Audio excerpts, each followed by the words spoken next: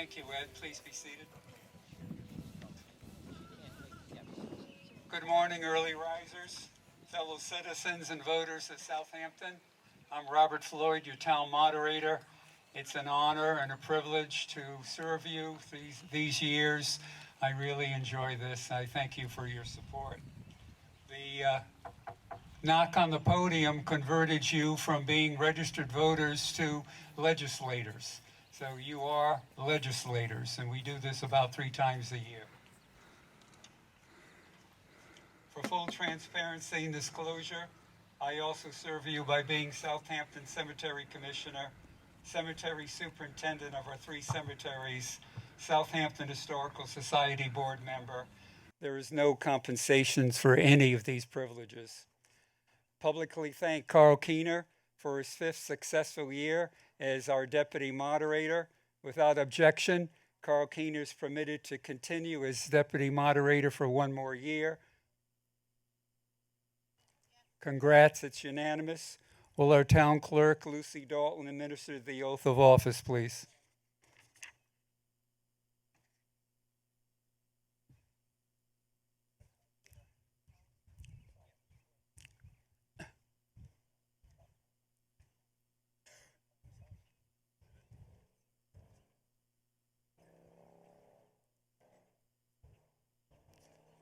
Awesome.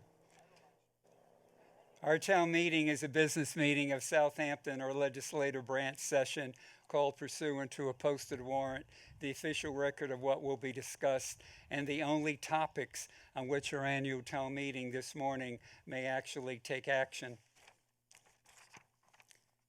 I'm going to read the warrant. Constable Jared Hamill, return of the warrant on June 4th, 2021.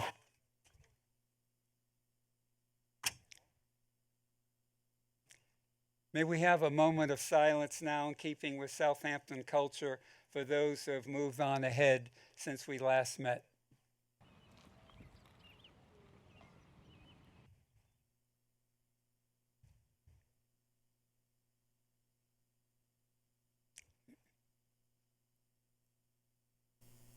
Thank you. Our annual town meeting is being recorded for rebroadcast on public cable access on channel 191. I'd like to thank Tim Riley, Ryan Arnold, and Jen Ramsey from Easthampton Media. We remain in a pandemic. You, the voters' health needs come first. If anyone is feeling sick, exhibiting any of the following symptoms: fever, cough, shortness of breath, chills, muscle pain, headache, sore throat, or new loss of taste or smell, or have potentially been exposed to someone with confirmed or suspected COVID-19, is encouraged to leave now and go home. The executive branch of our town's government have worked hard to create weigh-in on the articles for our town meeting warrant. Their work is done. Although some members sit up front by our tradition, they do not have more of a vote or say this morning than any of you in our annual town meeting. My role as moderator is to administer rules, guidelines in an even-handed manner, fully, impartially, consistently. My authority is over an open process that you trust. Your responsibility as the legislative branch of our town government for our articles is over outcome. You have power to make laws, the power of the purse, and to exercise your freedom of speech. Anyone may challenge my process with a point of order yelled from your seat. I will invite you to the mic where you describe what pending action is frivolous, illegal, or contrary to proper procedure. Once a motion is read and I have asked and received a second, then I invite a pro and a con statement. Discussions must be relevant to a motion, merits or lack thereof. Speak your heart and mind, not read what others have written.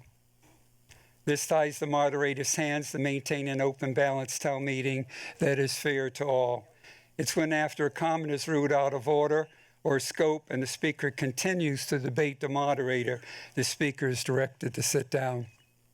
Ready to contribute something new? Approach the mics. Stand in line to be recognized in turn. I recognize speakers only standing at the mic unless it's a point of order. Address the moderator, state your name and address clearly. Please direct your opinions, questions, answers, and address all remarks to your town moderator. Do not speak directly to other voters to prevent lecturing, bullying, intimidation, and cross-examinations. Speak up to 5 minutes per time. No more than 2 times on any article, except to correct an error, answer a question.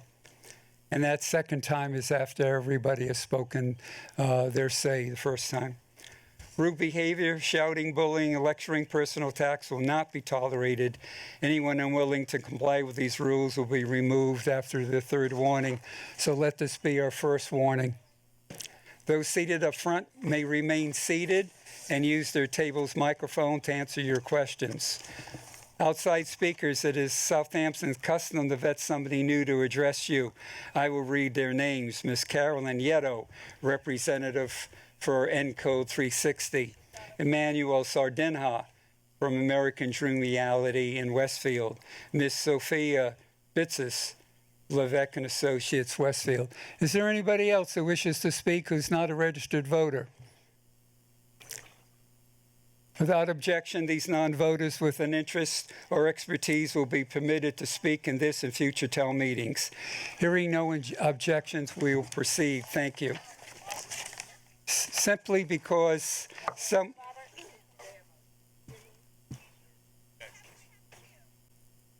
I can't hear you, so you're going to have to come up here and tell me the names, unless somebody up here knows them. It's right there on the floor. Can't reach it, sorry.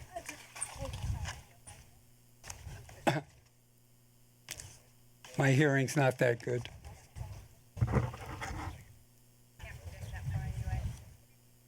No. Okay. Now? Yes. So Michael Sullivan, who's the interim superintendent for the Hampshire Regional School District, as well as Eliza Pluto, who is principal at Norris. Okay, the latter has been vetted. Michael Sullivan, maybe not. Okay, without objection, fine, they'll speak. Simply because someone states something does not make it true. A majority leaning towards approving or denying does not make it right by itself. Listen courteously, vote exactly as you think right. Finance Committee's recommendations are their financial opinions. Their opinions do not mandate your vote. Everyone speaking as a mic has an opinion. Vote your heart. Thank you all for your patience and respecting everyone this morning. Let's go to page 7. Let me walk through you the first one. On page 7, you're going to find at the end of the article, the long article, you're going to find a summary. That's the executive branch of the government, town administrator, putting together a summary of what that article is about. Page 7. And underneath that is the motion. We don't vote on the article. We vote on the motion, as long as the motion is in the 4 corners of the article. So it's the wording of the motion, not something that may be related or you may think is a good idea. May I hear a motion for Article 1, please? Article 2, sorry. We're skipping Let me over, back up. Let me back we're up. skipping over 1? Yeah, we got it. Okay. Go ahead. Make a motion, Article 1, take no action. I hear a motion for Article 1. No action on Article 1, please. There a second? Second. And no one's here for the awards. All in favor accepting the motion to take no action, say aye. Aye. Opposed, say nay. Motion to take no action passes unanimously. May I hear a motion for Article 2, please? Mr. Moderator, I move that the town amend Article 3 of the town's general bylaws entitled Select Board by amending the existing language as noted, deleting existing language where noted, and adding new language as shown in bold-faced text, as set forth in Article 2 of the warrant for the June 13th, 2021 annual town meeting, except that the language in proposed Section 5, quote, "and such other fire department personnel as may be necessary, and make suitable regulations governing the fire department," end quote, be deleted and not approved. Motion made, who's second? Second. Motion made and seconded. Who would like to speak on this?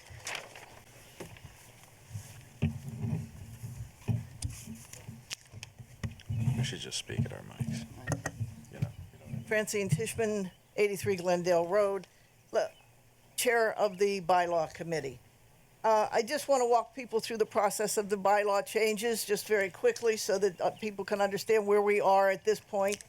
The Bylaw Committee reviews and revises when necessary existing bylaws or develops new to address any voids. That draft then goes to the department heads or the committees or the boards for their approval of the draft or their recommendation for changes, which are always incorporated into the final document. From there, the document goes on to the select board, who approves and makes recommendation that it be vetted by our attorneys, who then see the document, make approval before we bring it forward to the town meeting, which it is today. So we are at step 4 in the process. Whatever passes today will then be sent on to the Attorney General of Massachusetts for approval by that office before it goes into effect. So what we do here today will not mean that the changes that we're proposing go into effect until sometime, probably a month, 2 months after they're submitted to the Attorney General's office. So that takes care of the process. Let me just speak to Article 2 in the warrant about the select board and just highlight, I'm not going to read to you, but just highlight the changes. There was a change in that we stated that no single member of the select board can engage in any business on behalf of the town without the full board's knowledge and agreement. That was not part of our current bylaw. We also added that and updated some language. We talk about the proceeds of sale of town property or town equipment that goes into that the proceeds from any sale will go into the general fund. So those are the major changes in that particular article, which we're asking you to vote on today. Thank you. Anyone to speak against this motion? Anybody want to speak at all, just go up to the mic. I really can't be inviting everybody every time, so if you have something to say, just stand in line. Anybody have any other comments? Questions? Seeing none, we'll vote. All those in favor of the motion under Article 2, please signify by saying aye. Aye. Opposed, please signify by saying nay. The motion for Article 2 passes by majority. May I hear a motion for Article 3, please? Move that the town amend Article 7 of the town's general bylaws entitled General Government by amending the existing language as noted, deleting existing language where noted, and adding new language as shown in boldface text as set forth in Article 3 of the warrant for the June 13th, 2021 annual town meeting. Motion accepted. May I have a second? Second. Motion made and seconded. And by the way, we're on page 9. Who would like to speak on this, please?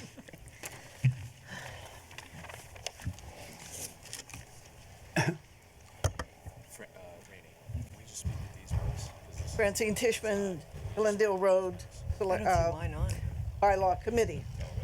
Basically, in this article, we moved a couple of sections around. We reordered some language. We did change the date of annual reports from the department heads and the chairs and committees in the report. We changed the due date from April 30th to March 1st, and it stipulates that the annual town report has to be available 14 days before the annual town meeting. That's Thank you. the highlight. Thank you. Anybody want to speak in opposition of this motion?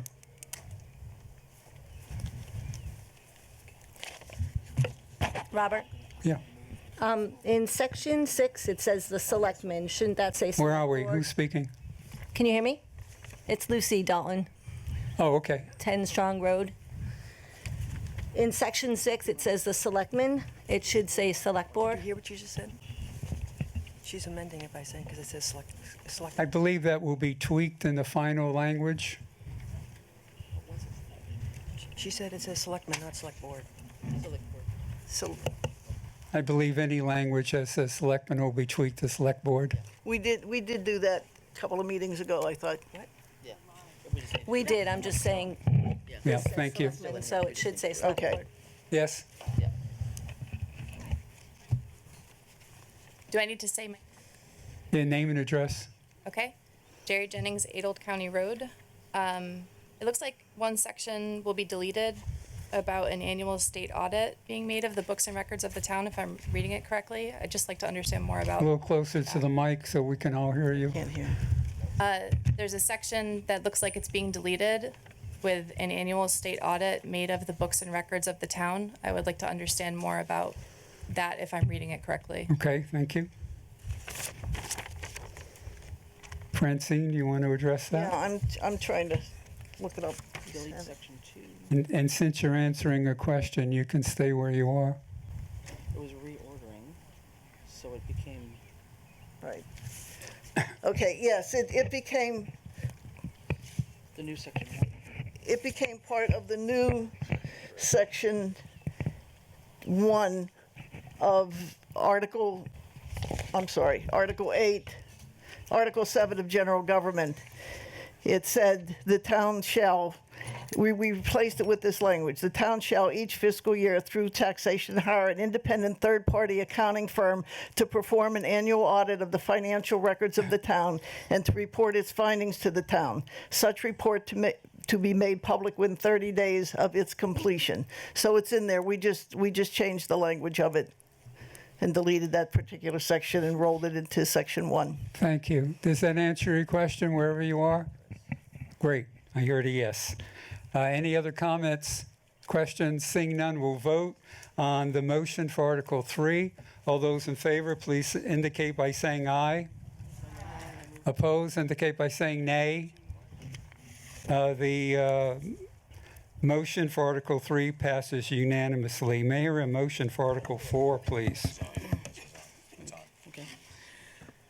I make a motion to, Pass over, take no action. sorry, I make a motion to pass over Article 4 and take no action. Second. We have a motion. I'll call for a second. Second. We have a motion and a second to take no action. Short explanation why. Do you want? Yeah. Sorry. There was an administrative error. The area that was proposed to be deleted here actually was approved in town meeting in 2015, and that was an oversight on the committee's part and should remain in there. So at this point in time, we want to take no action and leave the bylaw as it is. Thank you. Thank you. Any other discussion? Seeing none, we'll vote on the motion for Article 4 to take no action. All those in favor, please indicate by saying aye. Aye. Opposed, please indicate by saying nay. The motion to take no action passes unanimously for Article 4. May I hear a motion for Article 5, please? Mr. Moderator, we move that the town amend Article 8 of the town's general bylaws entitled Overnight Parking by amending the existing language as noted, deleting existing language where noted, and adding new language shown in boldface text as set forth in Article 5 of the warrant for the June 12, 2021 annual town meeting. I have a motion. Can I hear a second? Second. Motion made and seconded. Who would like to speak on this, please?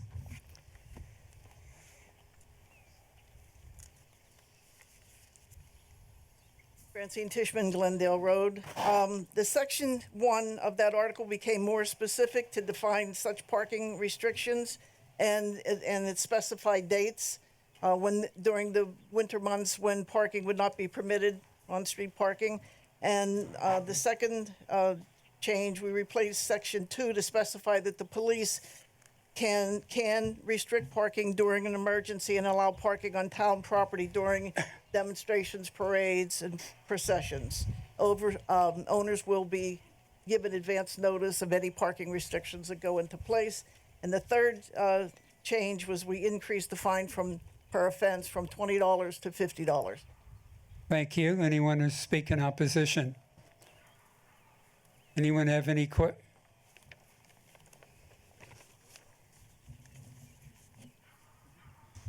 morning. Austin Rogers, 7 Old Harvest Road. I wanted to know, as a part of the new additions, are residents allowed to apply for permits through any of the governing bodies or the police department in order to have overnight parking as an isolated incident?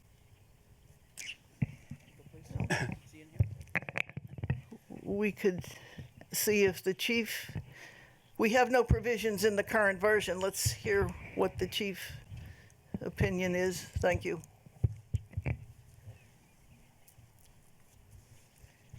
Ian Ellingsworth, Police Chief. Currently, right now, as long as they fall within the regulations of parking within the town, there are no issues in particular. So, for instance, on a street such as this, you could park on those streets, on that street all night long, and it could be as many vehicles as you want, provided that it's not a hazard to any traffic. Thank you. That answer your question? I guess, am I misunderstanding this, that it says in section 1, it shall be unlawful for any vehicle to be parked overnight at any time or during a snowstorm from these dates of each year, including et cetera.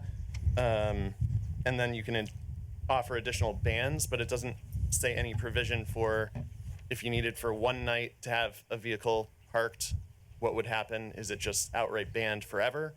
Or is there some sort of process where you could apply for an exception? I agree, that's not in the bylaw. Okay. Thank you, Chief. Oops.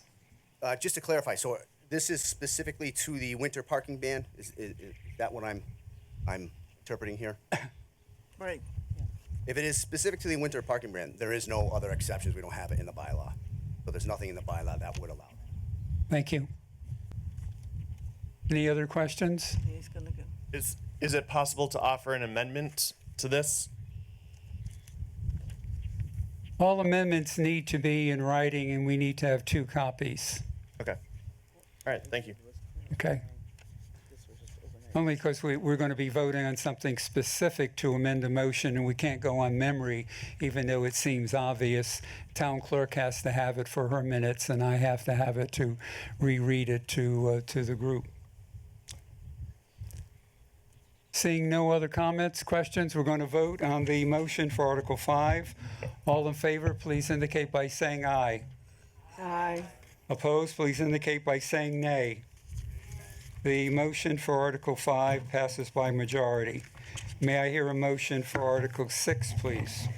Mr. Moderator, I move that the town amend Article 17 of the town's general bylaw entitled, quote, "Fire lanes and fire hydrants," end quote, by amending the existing language as noted, deleting existing language where noted, and adding new language shown in boldface as set forth in Article 6 of the warrant for June 13, 2021 annual town meeting. Motion made. Can I hear a second? Second. Motion made and seconded. Who would like to address this?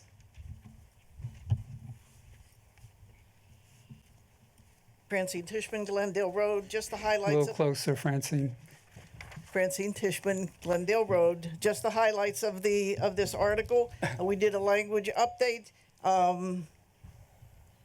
And what we did is we consolidated 2 articles in the bylaws, Articles 17 and 39 from 2 separate, we made fire lanes and fire hydrants. We reviewed the document with the fire chief and the police chief. And the major change is that any parking has to be at least 10 feet from any fire hydrant, and that clearing, people who have fire hydrants on their property need to clear within 24 hours any snow around it for a 3-foot perimeter to provide the fire department with access in the case of emergency. Thank you. Thank you. Anyone who want to speak in opposition on this motion under Article 6? Anyone have any questions, comments?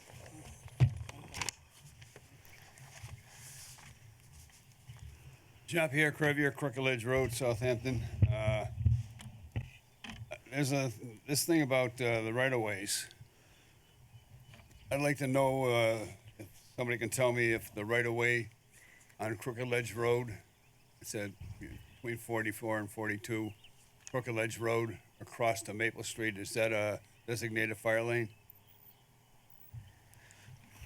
Anyone have that answer for that specific question off the top of their head?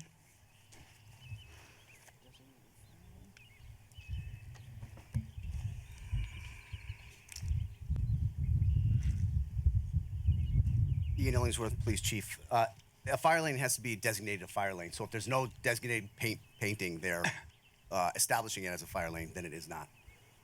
Thank you. That answer your question? Great. Any other comments, questions? Seeing none, we'll vote on the motion for Article 6. All in favor, please indicate by saying aye. Aye. Opposed, please indicate by saying nay. The motion for Article 6 passes unanimously. May I hear a motion for Article 7, please? Move that the town amend Article 18 of the town's general bylaws entitled Council on Aging by amending the existing language as noted, deleting existing language where noted, and adding new language shown as stricken through or bold-faced text as set forth in Article 7 of the warrant for June 13th, 2021 annual town meeting. Motion made for Article 7. May I hear a second? Second. Motion made and seconded. Who would like to address this? Chris Fowles, 11 Gun Road, member of the Bylaws Committee. Just to give you a couple of ideas, this was basically just some renumbering and language to provide more clarity between the Council on Aging and the Advisory Board. You notice that it's the Advisory Board of the Council on Aging that is made up of 7 members and 2 alternates, not the Council on Aging itself. So that was some clarity that we added, and then renumbered and moved some articles down, noting that the COA director is hired and responsible to the appointing authority, which is the select board, or possibly designated to the town administrator's charge.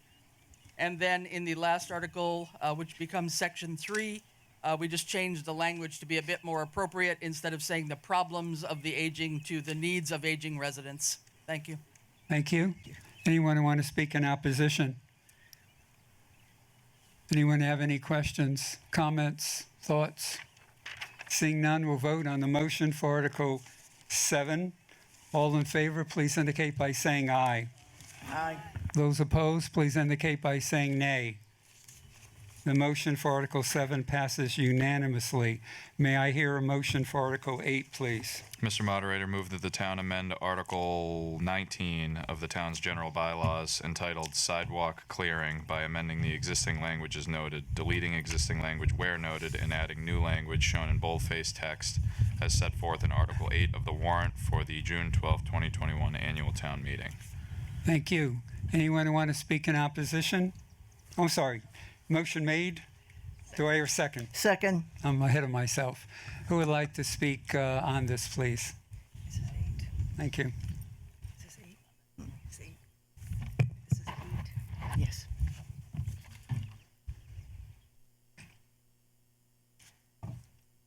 Chris Fowles, 11 Gun Road.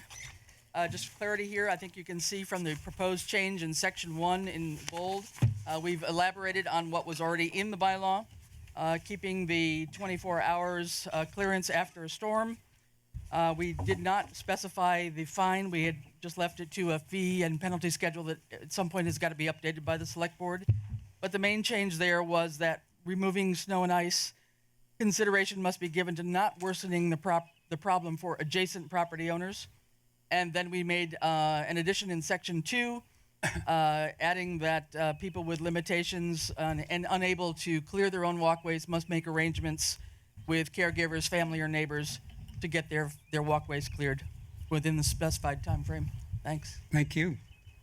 Anyone who want to speak in opposition for the motion under Article 8? Anybody have any comments, questions? Seeing none, we'll vote. All those in favor of the motion under Article 8, please signify by saying aye. Aye. All those opposed, please signify by saying nay. The motion for Article 8 passes unanimously. May I hear a motion for Article 9, please?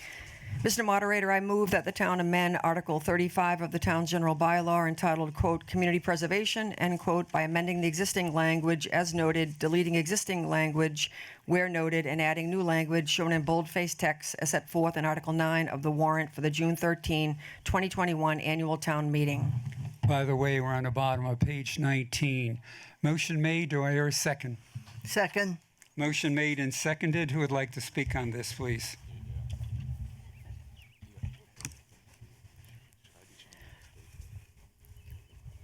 Again, Chris Fowles, 11 Gun Road, for the community preservation bylaw.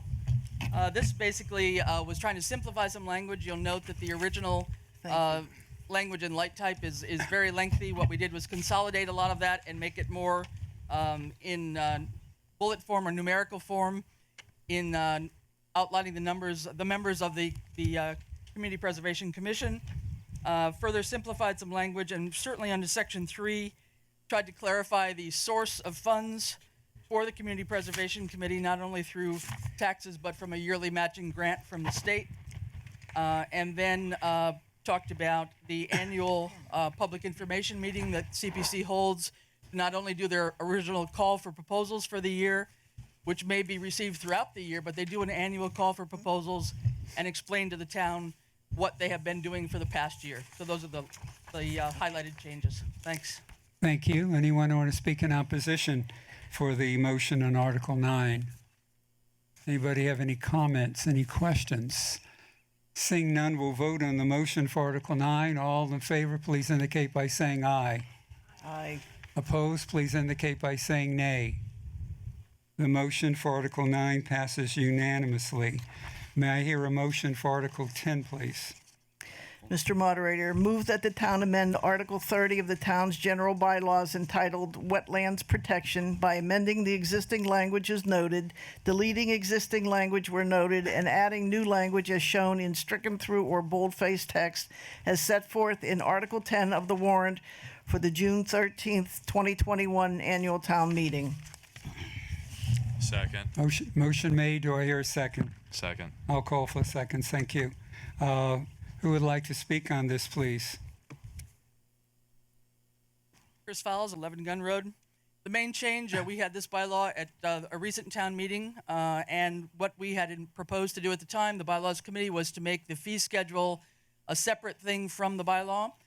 Based on the advice of the Attorney General, they've asked us to incorporate the fine of $300 per day per offense within the text of the bylaw. So that is essentially what we're doing here. Thank you. Thank you.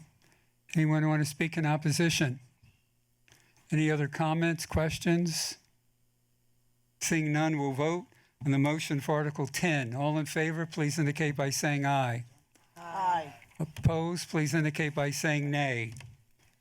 The motion for Article 10 passes unanimously. Hallelujah. May I hear a motion for Article 11, please? Nope. Oh, sorry. Go ahead. Move that the town amend the Town of Southampton zoning bylaw map referenced in Section 3B of the Town of Southampton zoning bylaws, redesignating two certain parcels of land in their entirety from the current zoning of residential village, RV, to the zone of commercial village, CV, identified as said real estate in the Town of Southampton located at 173 and 175 College Highway in the county of Hampshire in the Commonwealth of Massachusetts, as shown on the Assessor's Map 24, Parcel 2, and Parcel 57. The subject property consists of 1.6 plus or minus acres of land in Southampton, Mass., as described in the deed recorded in the Hampshire County Registry of Deeds in Book 13243, page 133. Said land is currently assessed to American Dream Realty, LLC. Motion made. Or second? Second. Motion made and seconded. Who would like to speak on this? Is there anybody from the planning board as agreed to speak? If not, go right ahead. Good, can you guys, okay, perfect. I can hear myself. Good morning. My name is Sophia Bitsis from R. Levesque Associates, 40 School Street, Westfield. Here on behalf of American Dream Realty LLC, here with Manny Sardinia, who is a local entrepreneur, expanding his family business throughout Westfield, Southampton, Easthampton, Northampton as well. Here to speak in favor of the zone change, and just to clarify that the request is to expand a commercial village onto our parcel. It currently exists next door, across the street, and directly diagonal from the parcel as well. Mr. Sardinia is looking to expand his family business in the town of Southampton, which he's already established in, and therefore we're in support of the petition. Thank you. Thank you. Anybody want to speak in opposition? Well, you're not going to do it from where you're seated. But first, anybody want to speak in opposition? Go right ahead, and then we'll take your question.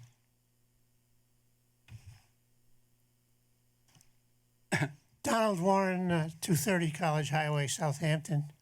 I am a member, and my wife, of the Southampton Historic Commission, and we're very concerned about the downgrading of the bylaw status of this section of land. It's covered in the master plan. It is residential. It is not commercial. And it took a long time to put this master plan together over the years, so we could locate and control our commercial growth. We urge you to oppose this rezoning change and keep this land as it is, as part of the historic district. And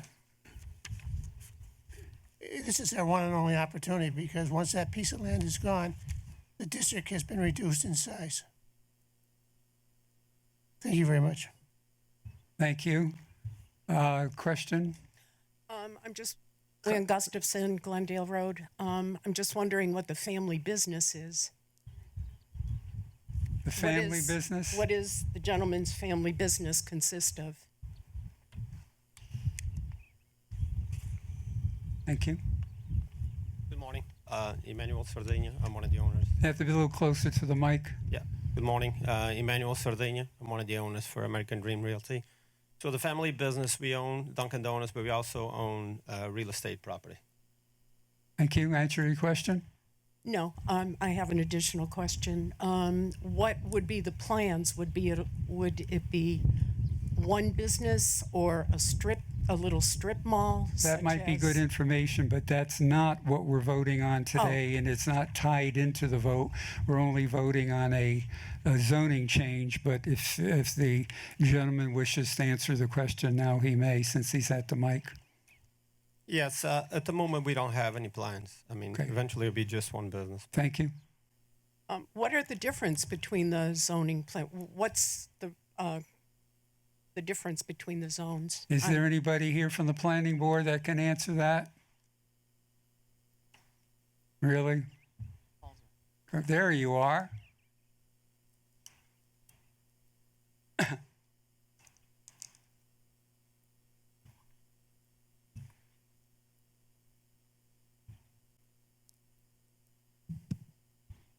Paul Demon, Pomeroy Meadow Road, Planning Board.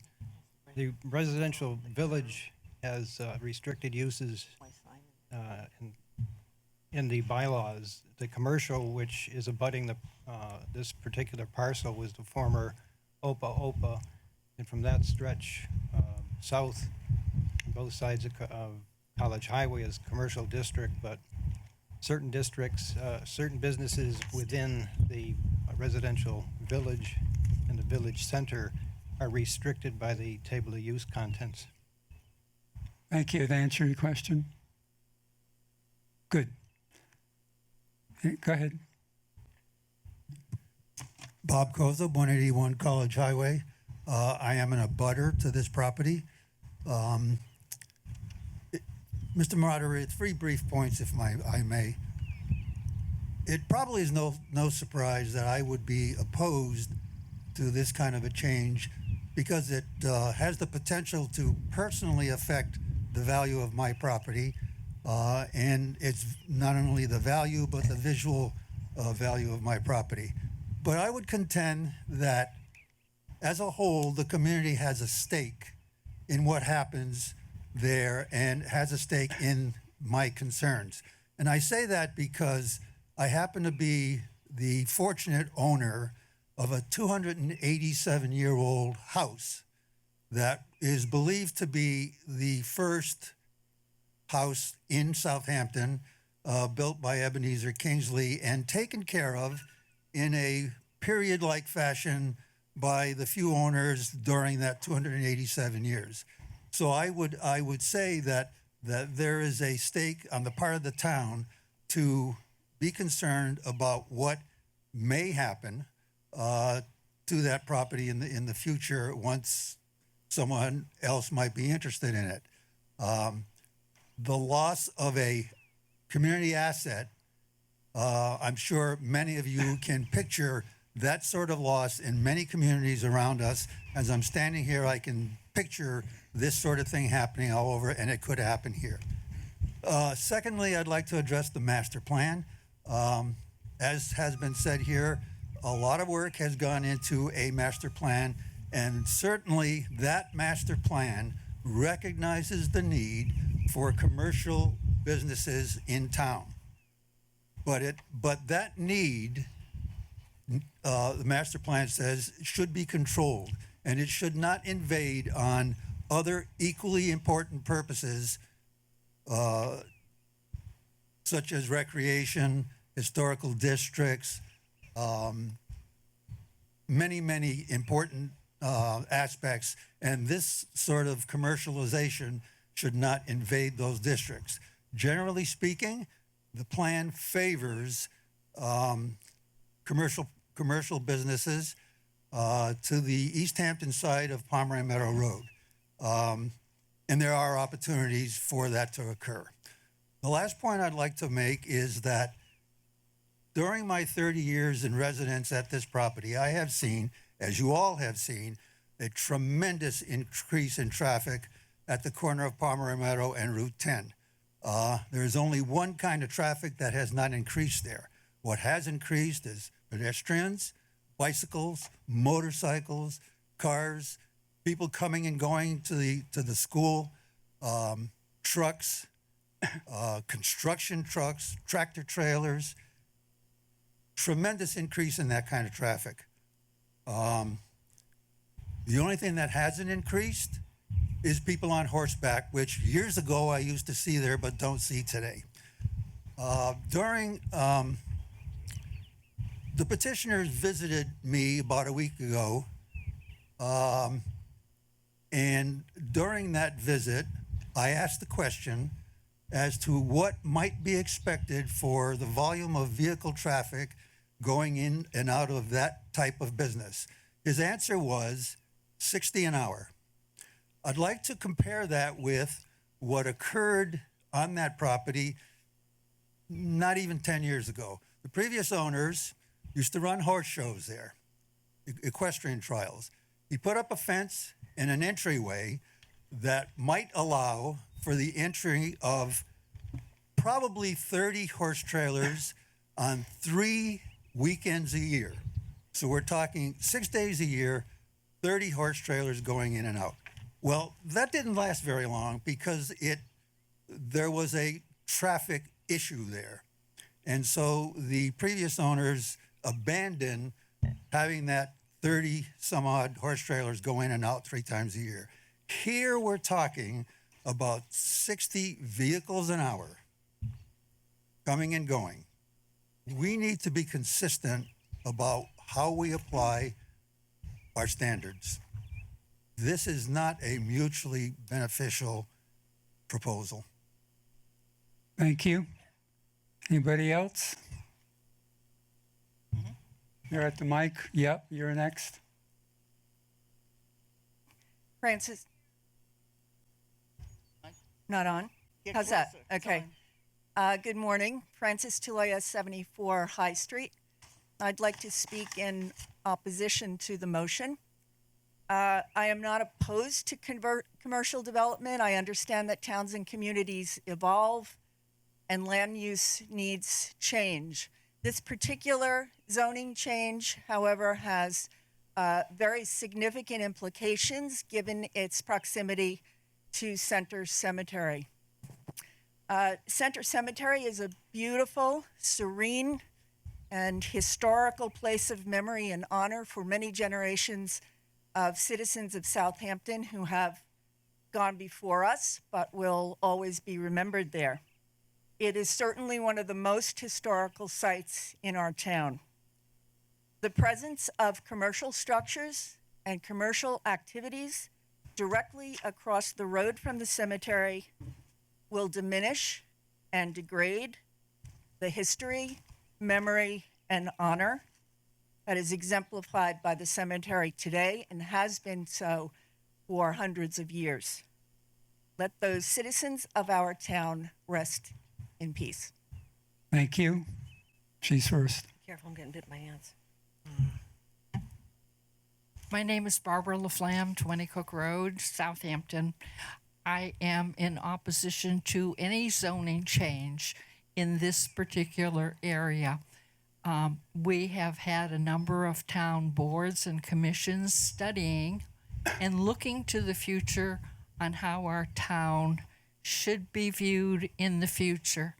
And I don't believe that this is the type of change that will benefit the town of Southampton's residents. It's across from the historic cemetery at a very busy intersection. I love Dunkin' Donuts and a cup of coffee. However, I believe that there's an appropriate commercial location for this type of enterprise. I encourage you not to support or vote for this article. Thank you. Thank you. Cindy Palmer, 71 Glendale Road. I speak in opposition of this zone change article. And I appreciate that the owners of the property actually appeared today and were able to reiterate what we heard at the public hearing, which is there is no plan. They are not saying, they're not able to say perhaps what they would put there, which is important to know what you're voting on. Some people have thought it would be a Dunkin' Donut. At the public hearing, they announced they had renewed their lease on their Dunkin' Donut business right up the road. And they even said that they might even sell the property if it was zoned commercial. So we are voting on a mystery at this point if it's a commercial change. I appreciate people that have spoken to the traffic effect. I know that traffic cuts through at Pomeroy Meadow Road to go and avoid downtown Southampton, downtown Easthampton in the commercial district. So that adds to the traffic at that corner. I refute that this commercial change would even begin to approach a solution to our town's financial challenges. Southampton commercial and residential property is taxed at the very same rate. We do have tax on food that you purchase in a restaurant. The majority, all of that tax, 6.25%, goes to the state. There is a very small portion of under 1% that comes back to the town. So it's not like if there was a business there that was selling food would bring in any tax money to the town, any significant tax money. Southampton already has empty commercial buildings at the north end of our town. Southampton already has undeveloped commercially zoned property along Route 10. Will commercially developing this property help Southampton, really? Or, as we note, our whole country and the world is trending away from more traditional brick and mortar economy and onto a different kind of online economy. And I worry that if in a few years this was commercially developed and there was a business there that closed, we would see an empty building surrounded by blacktop. I oppose this article because I believe Southampton deserves better than this variety of commercial sprawl. Please join me and vote no on Article 11. Thank you. Aaron Kuchar, 49 Coleman Road. I support the article, and I wanted to state that I know you said stuff about commercial. I think one of the biggest things in Southampton is we don't have enough commercial. I think this is a perfect place on Route 10 where there already is commercial development, and I do think it is going to help with some of the financial difficulties that the town does have. Thanks. Thank you.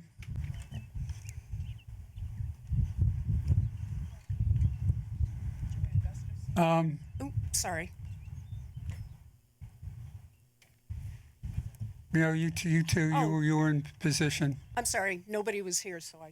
Well, we have 3 mics, and I'm in charge of 3 mics, and you're in charge of 1. Mr. Moderator, Andrew Cole, 155 Pomeroy Meadow Road. I'm going to stand in opposition to this as well. I think the map's a little confusing. It took me a while to figure out what it was showing, but the Pomeroy Meadow you see in the upper right corner is Pomeroy Meadow Road Extension, and of course Pomeroy Meadow Road is further down. So this is really the property adjacent to the Opa / property right going towards Westfield, that next property. In the historic house the first gentleman spoke, I've gone to before. It's amazing property, and that's this big property, I believe, on the map. So I just want to make sure everybody knows exactly the property we're talking about, because the way it's laid out on this map, it's not exactly clear. And I think you'll agree that's a beautiful spot of property, and it's right across from the cemetery, and has a lot of value to the town. Thank you. Thank you. Our rules are everyone speaks first. When you want to speak a second time, you need to wait until everybody else speaks first. Yes? Tammy Wilinas, 298 College Highway. I did speak for this zoning change at the planning board meeting. Yes, in the most current surveys that were done with this town in 2019 and 2020, the commercial buildings did come up as a high priority.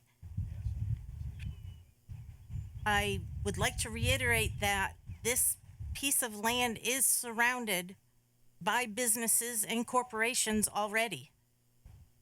Yes, it has a historical cemetery across the street, but many people go there with their cup of coffee and walk and visit with their relatives. I think the town has to think about how we are moving forward with the lack of commercial development that we have. And in those buildings that are vacant right now, why are they vacant? Because they're a mess, or the land is not buildable. This piece is. Thank you. Thank you. Next. No. I'm sorry, I didn't see you. My bad. I was looking at the mic. Go ahead, green shirt. Green Southampton shirt. Hey, Southampton. Austin Rogers, Old Harvest Road. if I didn't have that speaker in front of me there, I might have pulled it off. So I wanted to speak in favor of this motion. I think that, in the short time I've been a resident of Southampton, I've seen again and again people speaking against commercial zoning. And again, people speaking against overrides. We can't have our cake and eat it too. It's not possible. As a member of your local school committee, I can tell you that this is a problem for educating students when we have residential properties going up with more than one child, because it takes about $5,000 per child that's sent to Norris. If you send a child to the vocational school, it's over $7,500. You're losing me. So the point is that if you put a residential structure on that property, it requires more services for the town to provide. If it's zoned commercial, then it takes less money to provide services to that property, because we don't have to fund education for a commercial property. So we need the commercial structures in order to balance the budget. We are having trouble balancing the budget without cuts this year, and are needing to evaluate that later in the program. But I can tell you that as a member of the school committee, people are saying to us, "You're irresponsible. You must be spending money, in an irresponsible way." But that's not true. It's that we don't have the commercial development to support the services that the town's offering. We have someone who's willing to come in and help us balance the budget through commercial development, and I don't think that they should be turned away. It might not be a Dunkin' Donuts, it might be a Panera. Please put in a Panera. But it could be something that we like. We don't know, and I think it's hard to say at this point what it would be, but we know it would be commercial. We know it would add to the tax base, and we know it would cost less than education dollars, which are extremely expensive to the town. So Thank you. I'm strongly in favor of the motion. Thank you. Christina Madsen, 40 Rattle Hill Road. I cannot see one good reason to convert this particular parcel from residential to commercial. I'm a member of the Historical Commission and of the original Master Plan Committee and now of the Implementation Committee. Just briefly, our master plan says in the community vision that the people of Southampton want to ensure that important historical features of Southampton are preserved and maintained. The rural landscape is a very important, if not one of the most important elements to the residents of Southampton. Throughout the public engagement process of the master plan, time and again, the importance of the preservation of the rural landscape was mentioned by town residents. Regarding the cemetery, the Southampton Center Cemetery is believed to be the oldest continuously operating cemetery in the Commonwealth. So based on that, we know that residents favor a rural aspect to this town. As anyone who is coming out to the intersection of Pomeroy Meadow and turning, they are turning into the Southampton Historic District, approaching the Historic District, across from one of our most sacred places in town. And it doesn't, as has been said, it does not fit with the vision for Southampton. But I also have a question about it. Would it not set a precedent that by their admission at the public hearing, this land was purchased by the developer on speculation?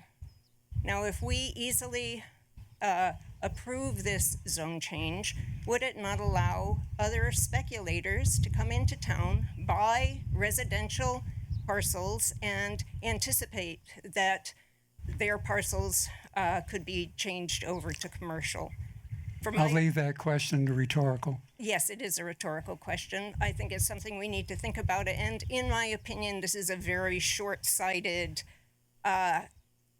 approach to solving our commercial issues here in town. Thank you. Thank you. Where'd you get that hat? Oh, that's my cancer hat. John Sheehan, Pomeroy Meadow Road, Southampton. As I consider myself a neighbor to this area at the end of Pomeroy Meadow Road, because I've lived on Pomeroy Meadow Road for over 40 years. And during that time, I use the road in this spot in town day after day, and I've seen traffic increase exponentially. It is unbelievable how much more traffic. There's a blinking light there now. Some of you will remember we had a lot of public hearings about putting in that blinking light a few years ago. The reason it went in is to try to slow down the traffic, because the traffic on College Highway has also increased. And that, at the time of that public hearing, was the highest accident spot in town. I believe there were 56 accidents that year, the number one spot in town. I can't imagine what the number is now. Perhaps the police chief knows. But I strongly urge the voters to vote against this proposal. You've heard the reasons about the historic area, about the historic cemetery. And as a person who visits this cemetery often, I can tell you the noise outside the cemetery has also increased. And another good point was what a previous speaker mentioned, it's a mystery vote. So do you really want to vote on something you don't know what you're buying? It's up in the air. It could be anything. I personally like to know where I'm putting my money, but more importantly, I'm looking at all of Southampton.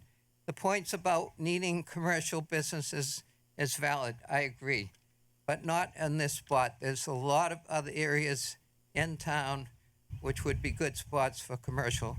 So I strongly urge voters to vote no. Thank you. Green. Hi, Allison Wondriska, Manhan Road. I don't think we're going to fix the town's financial problems with this bylaw revision. The town has doubled in size in 30 years. One could argue that we have not handled that development very well, not planning for concomitant increase in commercial to increase the tax base. However, land is land, and once it's gone, it's gone.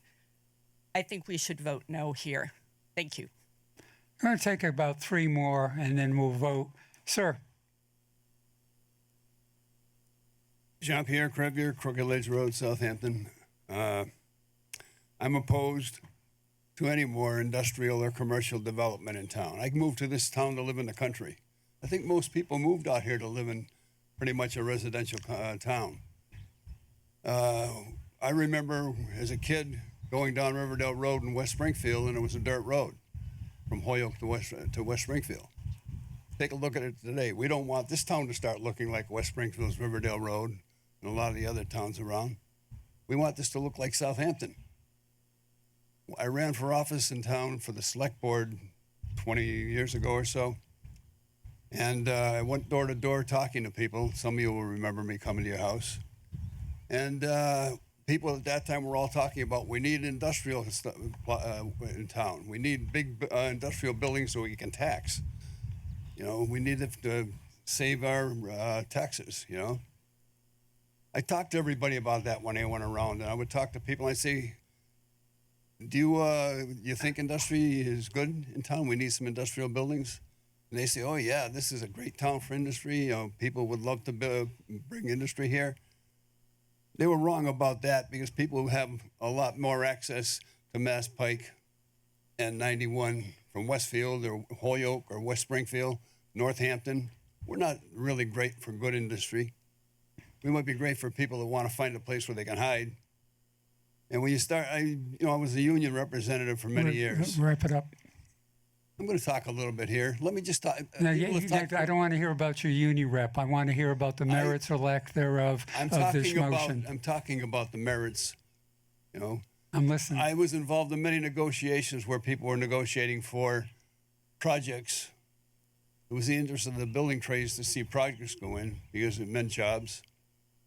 But I remember every time they had a decent building coming into town, a developer coming into town that wanted to put a commercial building in, they always wanted more police.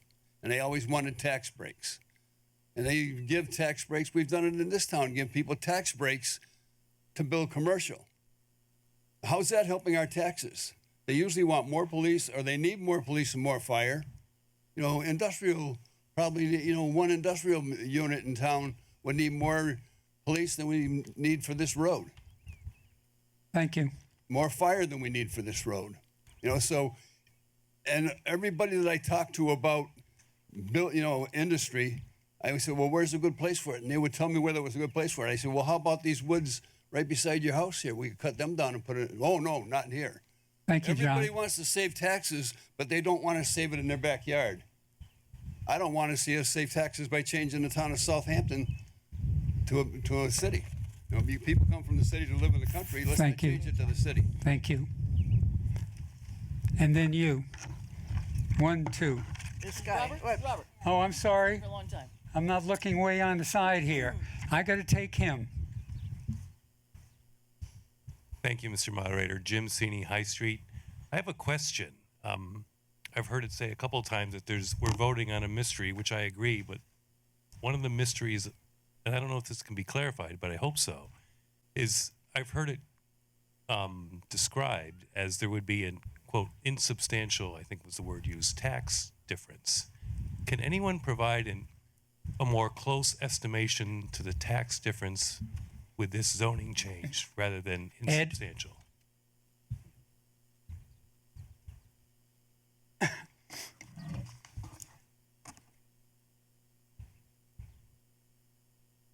The tax rates are the same. It's all on the value of what the property or the building is. So if a commercial building that went up would be more, a higher value than what a residential home may be, then it would bring in more tax dollars. The other difference is in a commercial setting, property tax comes into place, where property tax does not go to the residential homeowner. So that would be an additional revenue.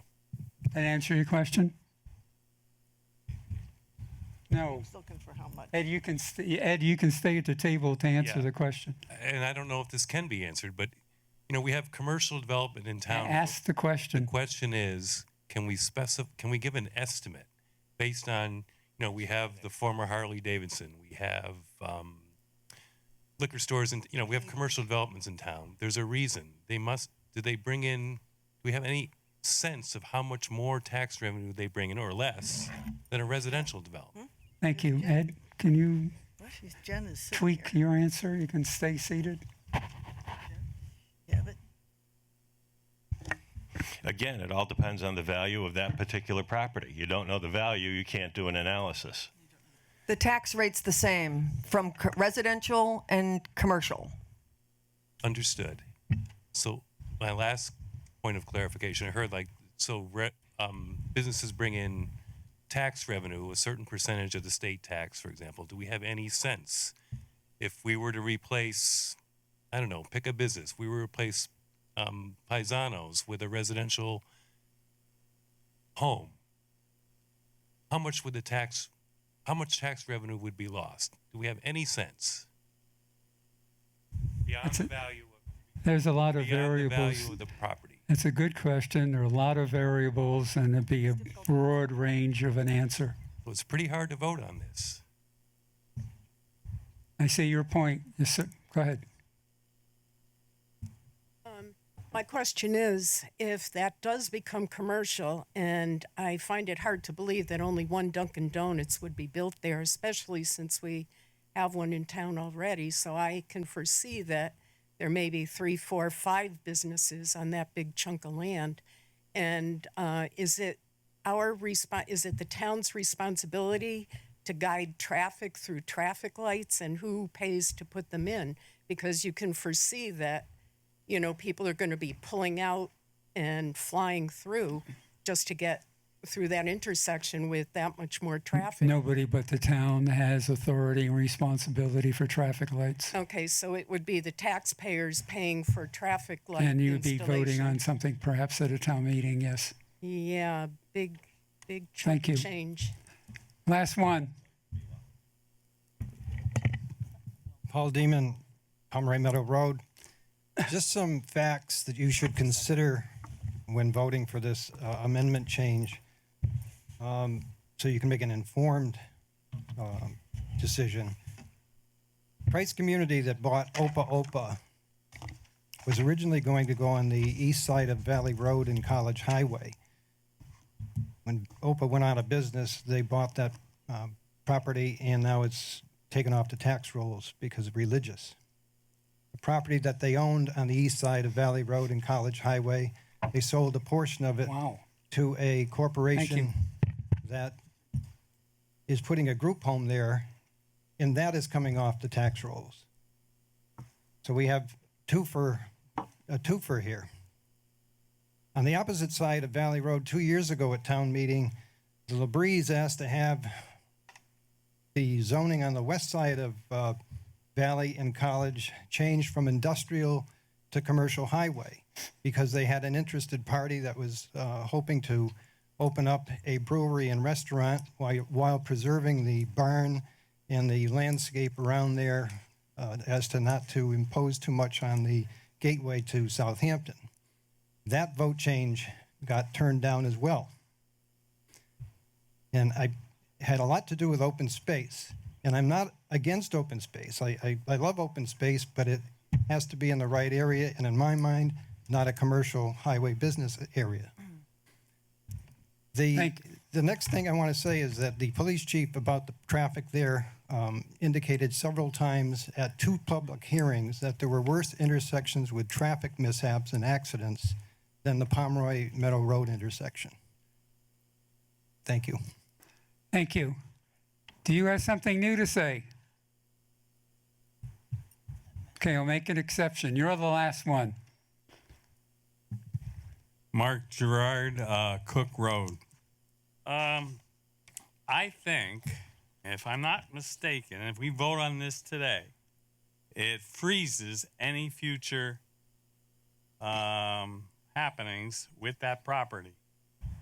I am urging the developer to withdraw, address the issues that came up, and have a plan for the land before this vote is taken. Thank you. Motion's on the floor. The ball's in your court. We're going to vote. All those in favor of the motion at Article 11?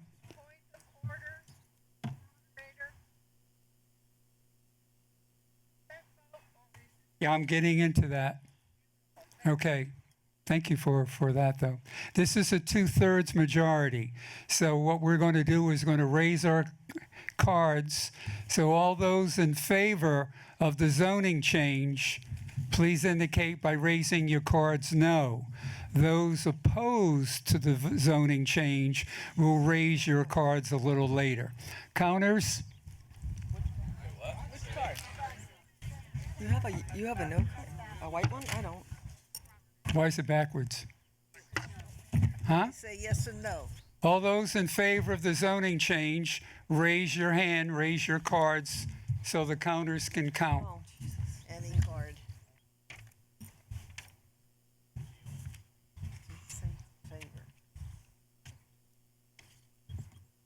Favor.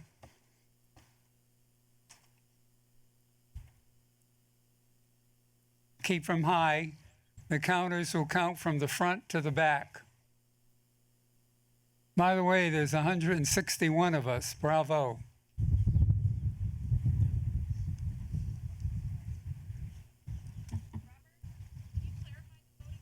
All those in favor of the new zoning change, please raise your hand with your card now.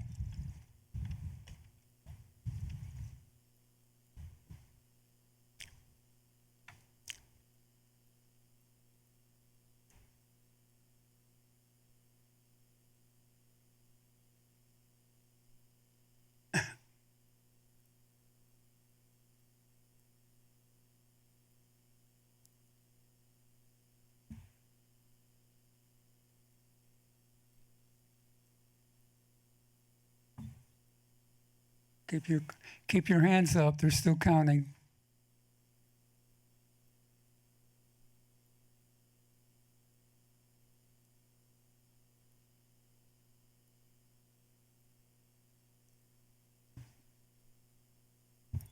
We have 2 counters per section. After they count, they share numbers, and if they don't agree, they recount again. 6. 6.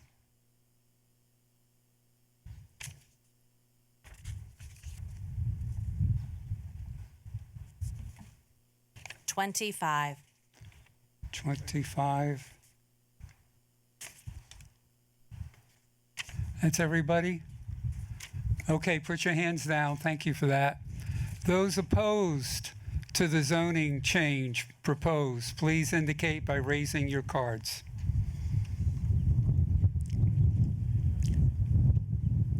Has to be 2/3.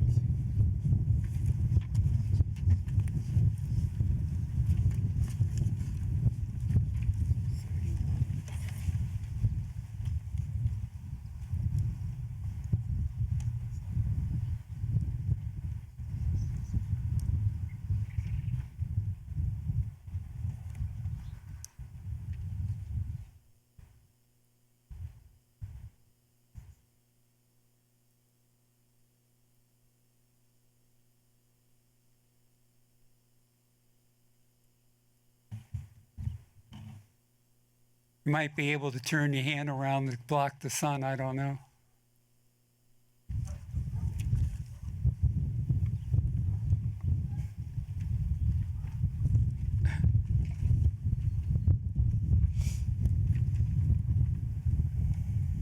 We need 106.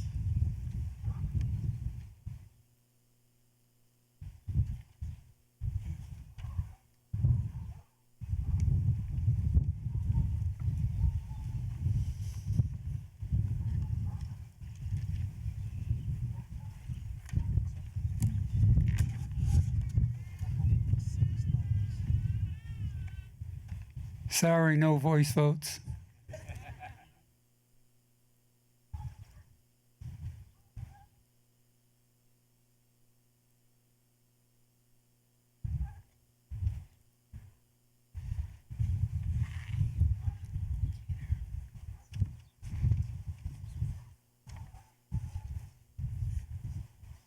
$61. 61. 66. Sorry, repeat. 66. 66.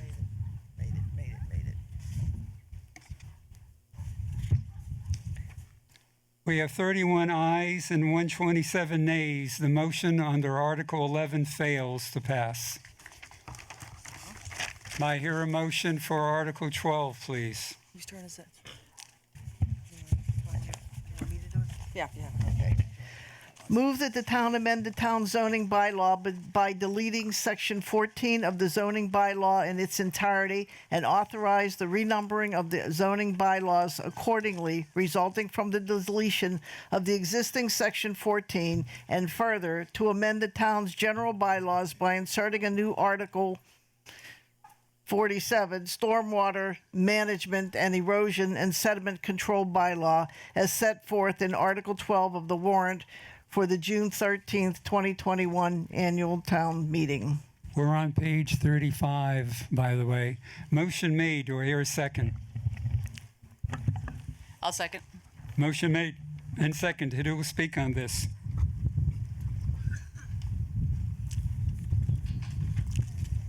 Mr. Moderator, as required by the town's MS4 stormwater permit requirements, Southampton and all Massachusetts municipal separate storm sewer systems must update their post-construction ordinances or bylaws and regulations by June 30th, 2021. So it was one of our responsibilities and requirements to stay in our federal and state guidelines to update the existing bylaw. So the highway superintendent, a member of the planning board, a member of the Conservation Commission, and myself worked with Pioneer Valley Planning to go over the current bylaw, which was in the zoning, and to bring it up to date, incorporate the new requirements and the rules and regulations that the state is looking for. So this bylaw was the product of that work, and the motion itself would remove the existing zoning bylaw from the zoning bylaws and renumber those accordingly, and then make this bylaw part of our general town bylaws. Thank you. Anyone who want to speak in opposition? Any comments, questions, thoughts? This requires a 2/3. We're going to vote now. All in favor of the motion under Article 12, please indicate by saying aye. Thank you. Aye. Opposed, please indicate by saying nay. The motion for Article 12 passes unanimously, meeting our 2/3 requirement. May I hear a motion for Article 13, please? I move that the town transfer $100,232 from free cash to the Capital Stabilization Fund. Motion made. Do I hear a second? Second. Who will speak on this?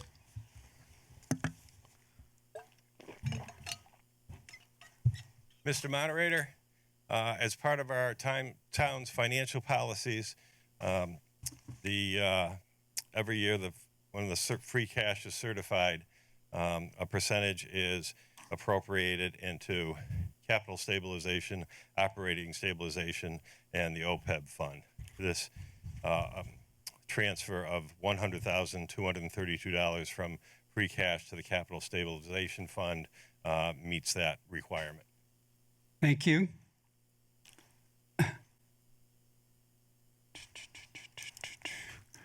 Anyone want to speak in opposition? Well, don't wave at me. Get up here. You don't need my permission to advance. As Assistant Simon says, come right up to the mic. Pick one. Stand in line if you have to.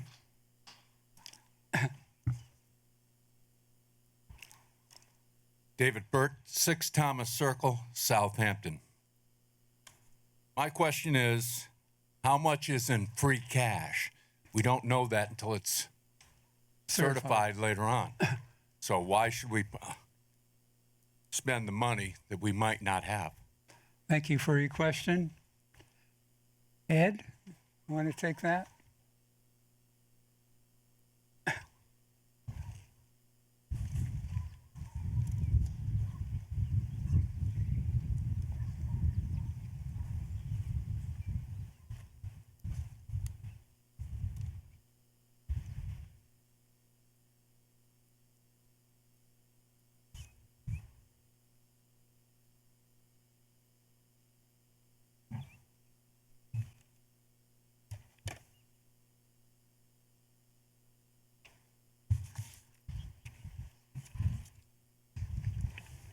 Ed, I have the number. Okay, Jen.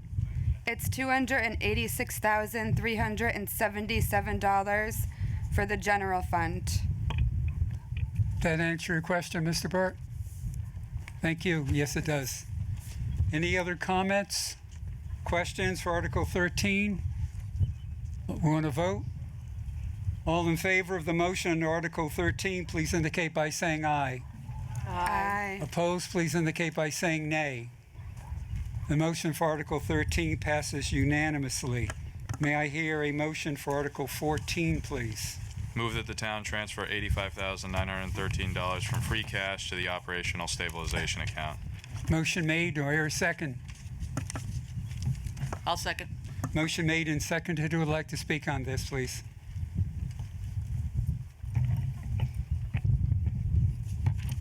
Everything's flying away now.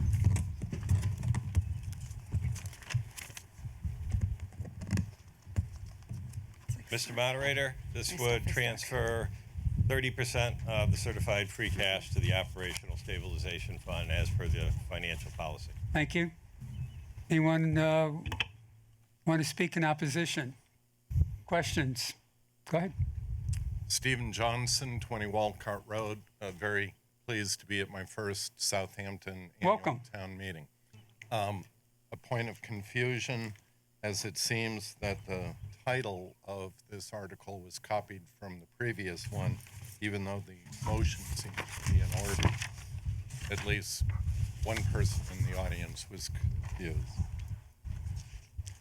I hear you. Anybody want to address that? Ed?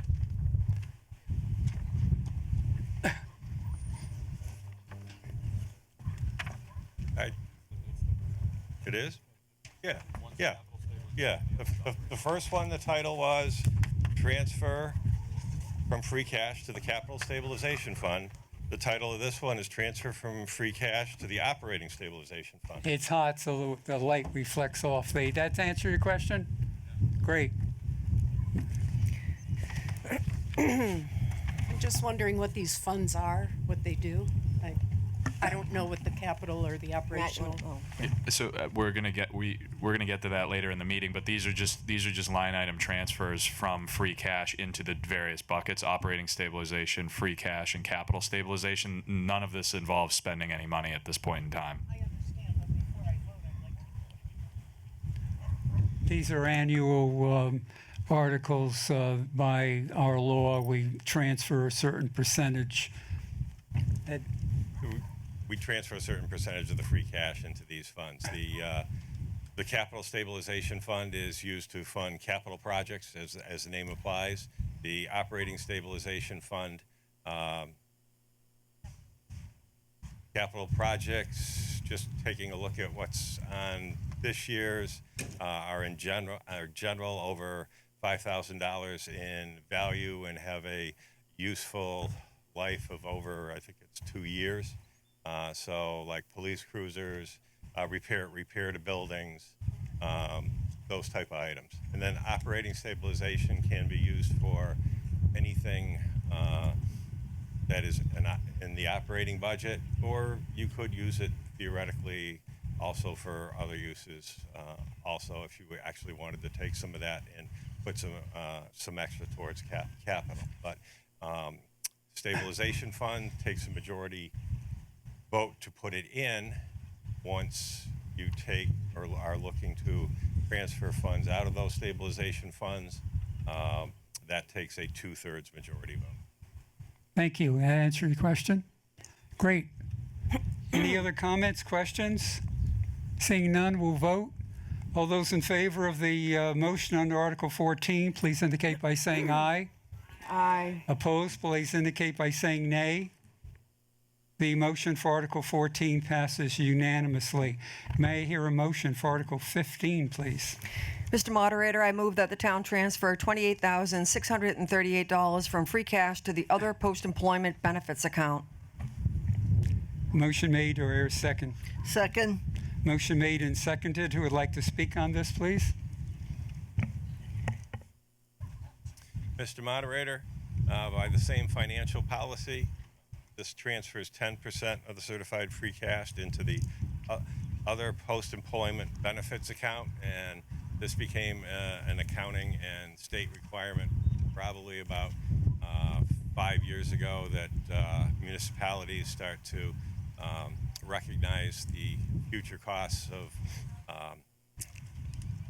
benefits to employees. So this puts 10% of the free cash into that OPEB account.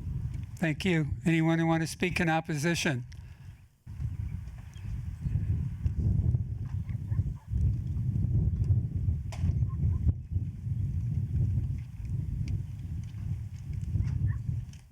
That's some shortcut.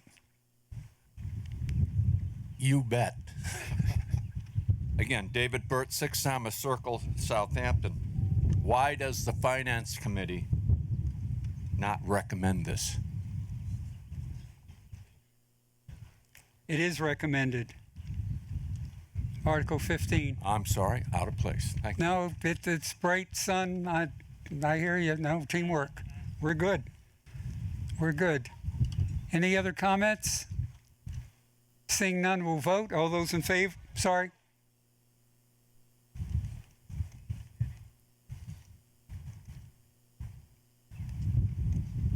Jay Smith, Pomeroy Meadow Road. I had a sort of a naive question about this budgetary process. Where does free cash come from? Can anyone good question. Is it, is it in the sofa down at the town hall, or where does it come from? You peeked. You're the one we caught peeking through the window. Yeah. It's every year after the town closes its books, they submit to the Department of Local Services, which is a division of the Department of Revenue, and probably to make a long calculation short, free cash is generated from either excessive revenues over what was estimated to be received, or underspending of budget appropriations, and the combination of the two. And depending on what happens in any particular fiscal year, community could have a positive free cash number or a zero free cash number and not generate any free cash. But that's a calculation done by the state each year. Thank you. Anyone who want to speak in opposition or comments, questions? That answer your question, by the way. Maybe it did. We're going to vote on the motion for Article 15. All those in favor, please indicate by saying aye. Opposed, please indicate by saying nay. The motion for Article 15 passes unanimously. Are you reading this one? May I hear a motion for Article 16, please? Town moderator speaks to a lot of people right before the town meeting, and the results paid off.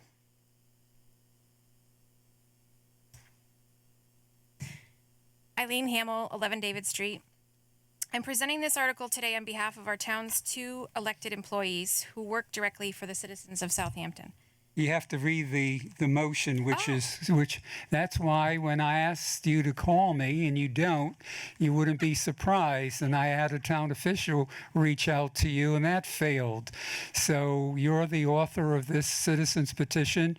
You read the motion, which is basically the amendment. I'm sorry, the article itself, accept or take any other action there too. You don't read that. Okay.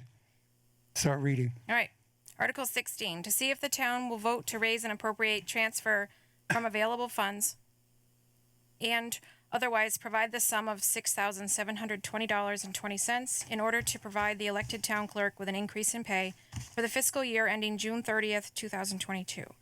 Said funds to be added to the department budget under town clerk salary account 015161.113, and to see if the town will vote to raise and appropriate transfer from available funds and otherwise provide the sum of $7,349.21 in order to provide the elected town treasurer collector with an increase in pay for the fiscal year ending June 30th, 2022. Said funds to be added to the departmental budget under treasurer collector salary account 015145.113.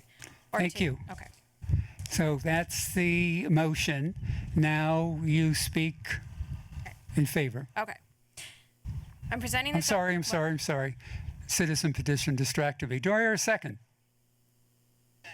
Motion made and seconded. Thank you. Now you can continue. Teamwork. Thank you, Robert.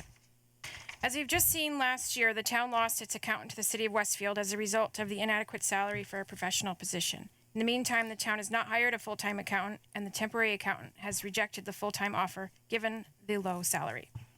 In Southampton, the town clerk's office and the treasurer collector's offices are combined and are treasurer and collector's offices are a combined office.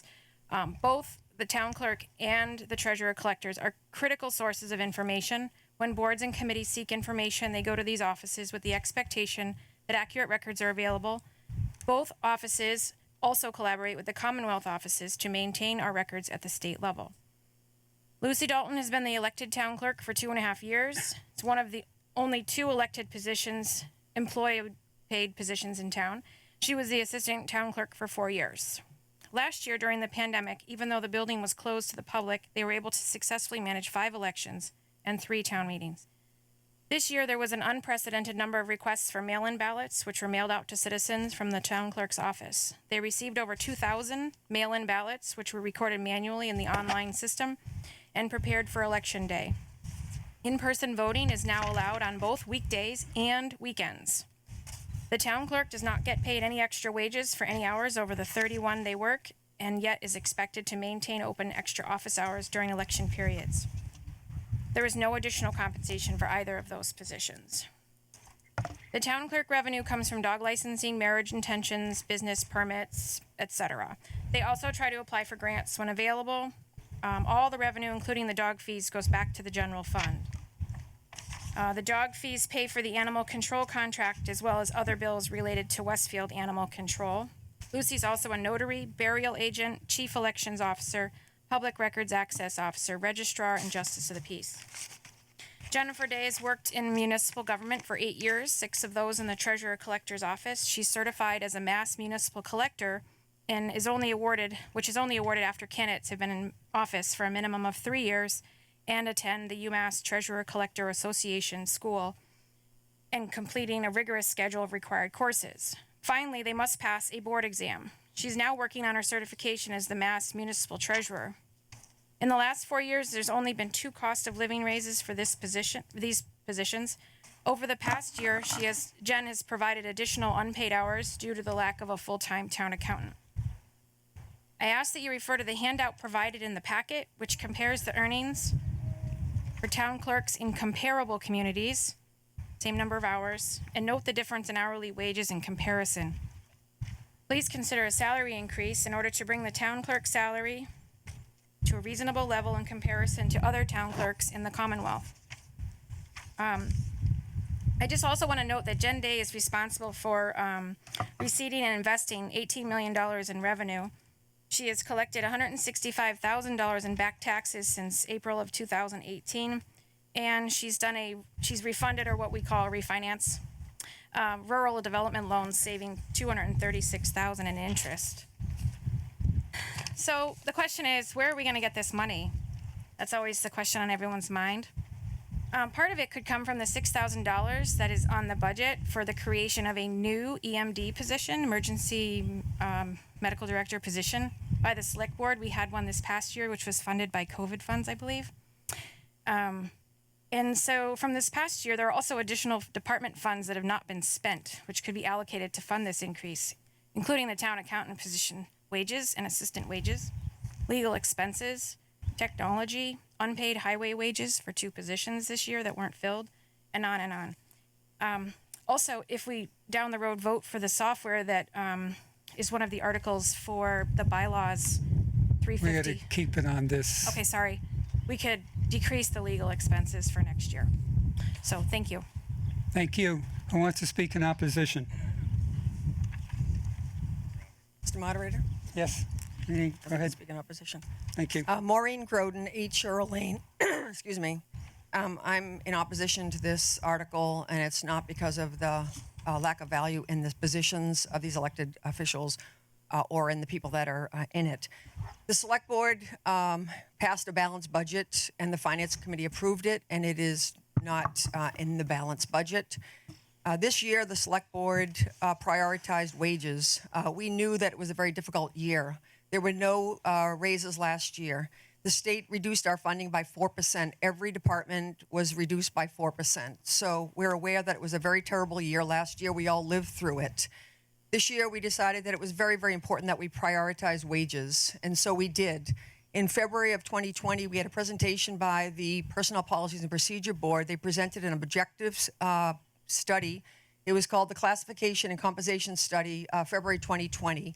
And they had a chart of where all of our current employees are listed on the low end of range, the medium end of range, and the high end of range, and all of them were plotted on that range. And so what we decided to do is all employees got a 2% cost of living raise that are non-contracted employees. And then what we were told by the PQB at that time was start somewhere. So we decided to start somewhere, and we looked at all the employees that were less than 10% on the low end of the wage. And so the following positions in town were raised up above the 2%. First of all, the state increased the minimum wage in January of 2021 to $15.30 an hour. So some of these positions were raised because of that. Firefighters, library substitutes, election workers, and the senior center volunteer coordinator. In addition, the 2 positions that were lower than the minimum were the senior center director, who was getting $20-something an hour. The next lowest position was about $25 an hour, so she was raised up higher than the additional 2%, and also assistant to the town administrator. In addition, the following positions got an additional 2%, so a 4% raise, and this was mathematical, and it was a lot of time and energy went into this. We felt really strongly we wanted to prioritize wages, so the following positions also got an additional 2%. Admin assistant to the assessors, admin assistant to the COA, assistant town clerk, assistant treasurer collector, youth librarian, assistant to the highway superintendent, and the van driver for the senior center. Neither of the 2 positions that are asked by the citizen petition were in this percentage that we're raising. Thank you. Any other comments?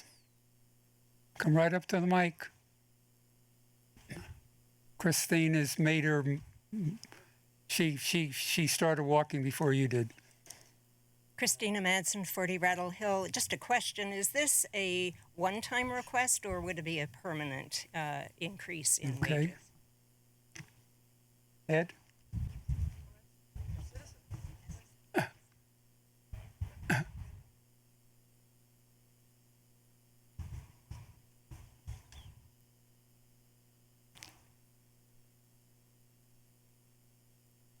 One might assume it will roll over until each year, but Ed?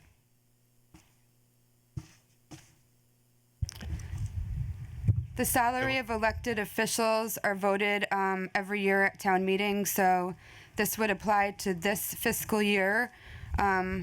We would expect that it would apply in the future. However, it could be revoted at another town meeting. Thanks, Jen. Yeah. That answer your question? I got a couple of questions. Yeah. It sounded You want to me like introduce yourself again? Jean-Pierre Crevier, 39 Crooked Ledge Road. It sounded to me like they got a 2% increase without this. Is that true? Now, all the town employees got a 2% increase pretty much? Except, what's that? Except contracted employees because they're under a contract. So yes, the answer to your question is yes. Let me interject something. I'd like to know what percentage these are in addition. These increases would give us what kind of a percentage increase for those positions? Can I add that there are employees that received a 4% increase? Also, the COA director is receiving a $5,000 increase in the regular budget. From what I heard, the people that got a 4% increase were people that were below the average in the area. Yes. You know? And the people we're talking about here are not below that average. Yes. Can I also add that the compensation study doesn't have the wages for the treasurer collector or the town clerk correct? We corrected them. I'd be opposed in that case. Should be fair for everybody across the board. We shouldn't be picking out people that go over and above. And it seems that I don't know what the salaries are. I haven't checked on that, but $6,000 and $7,000 sounds to be like a pretty good percentage increase. It would be. Oh. Thank you. Thank you. Let me say something for the record. I went on record and stated that the citizen petition had no mandate to the select board, as most citizen petitions do not have a mandate for the select board. Strong advice, maybe. However, Copeland and Page weighed in and said, these are town elected positions. Therefore, your vote today will be the mandate for the select board. So I stand corrected by Copeland and Page. And anyone else wants to speak on this? Yes. Mike Bueller, 88 High Street. First off, I want to thank the petitioner for bringing data to the table so we could benchmark with what other towns are doing with these positions. And the petition certainly makes a strong case that salaries are out of line. All that said, I actually want to object very strongly to this motion, really on grounds of principle. We have elected and appointed boards in this town whom we trust to set budgets that are balanced and otherwise responsible. And I think salary setting in a process or procedure like this at town meeting is a terrible mistake, sets a terrible precedent, and introduces a real risk of chaos and politicization in budgeting and salary setting. So I urge everybody to vote no. Again, whatever the merits of the case. Thank you. Anyone else? Yeah.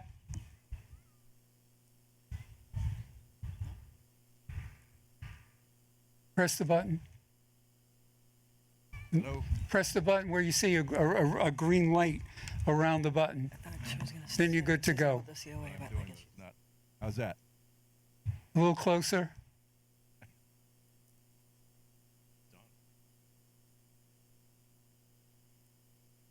You might, if it doesn't work, get up and use the other mic. Yeah, I'll be.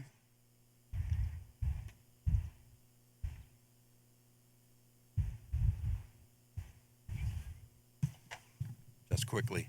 Ken Cole, 51 Coleman Road, and member of the Finance Committee. The question was asked what the salaries were for these two individuals and what the increases are. I will defer to our chief statistician.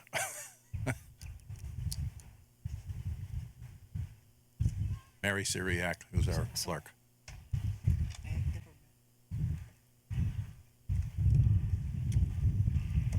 Good morning, Mary Syriac, Meadow You Lane. got it a little closer and louder.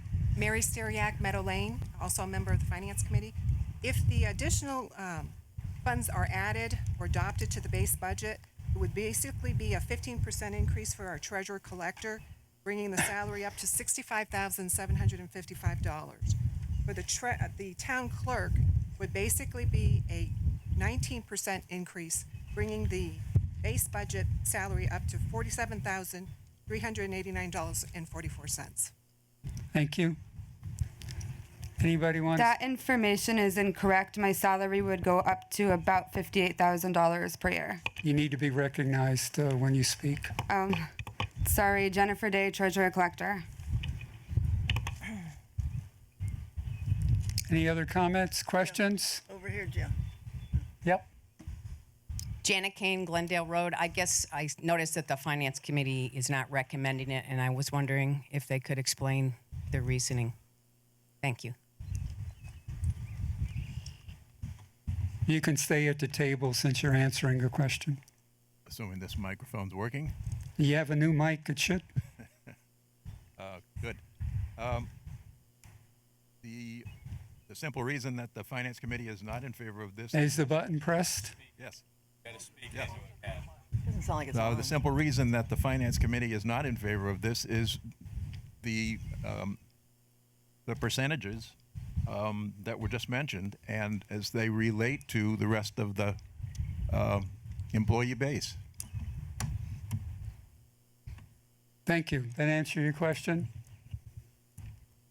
I don't know where you are, but. Thank you. I see you. John Lumber, 318 College Highway. Just as a point of reference, these two positions we're talking about, the citizens time and time again have decided to keep them elected. The citizens should decide on their wages. Thank you.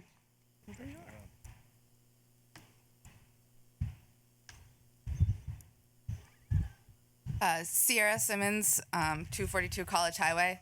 I just want to reiterate the correction that Jennifer made about the calculation. Someone said that it was going to be an additional around like 15,000, that it was going to go up to 65,000. But you can see if you look at the handout.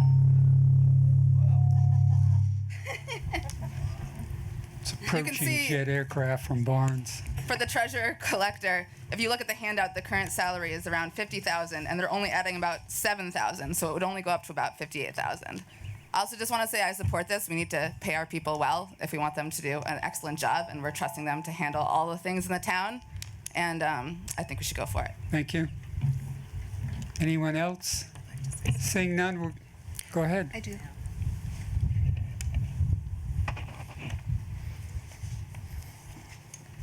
Mark Gerard, Cook Road. I have found that this young lady has saved us a lot of money and collected a lot of money. And therefore, if we lose her, or we lose anybody in that position, it's going to be hard to recruit at these levels. So I'm in favor of this motion. I hope everybody else is. Thank you. Thank you. Yes. Convy Stall, 14 Jonathan Junt Circle. I have a question. No opposition as far as paying salaries. Obviously, they deserve salary increases. Your question? But the question I have is right now, the select board has presented a balanced budget. If we vote to give them the salary, then the budget now becomes unbalanced. Is this not correct? And if so, we then have to, somewhere else in the budget, take money out to balance it before we can leave today. I don't know the total answer to this, but I don't know if the board wants to speak, is that if this issue can be addressed at a later date for their salary. But we have Thank to you. leave here with a balanced budget. I got your question. Can I Ed and respond? I had a discussion on this. Ed, do you want to reiterate?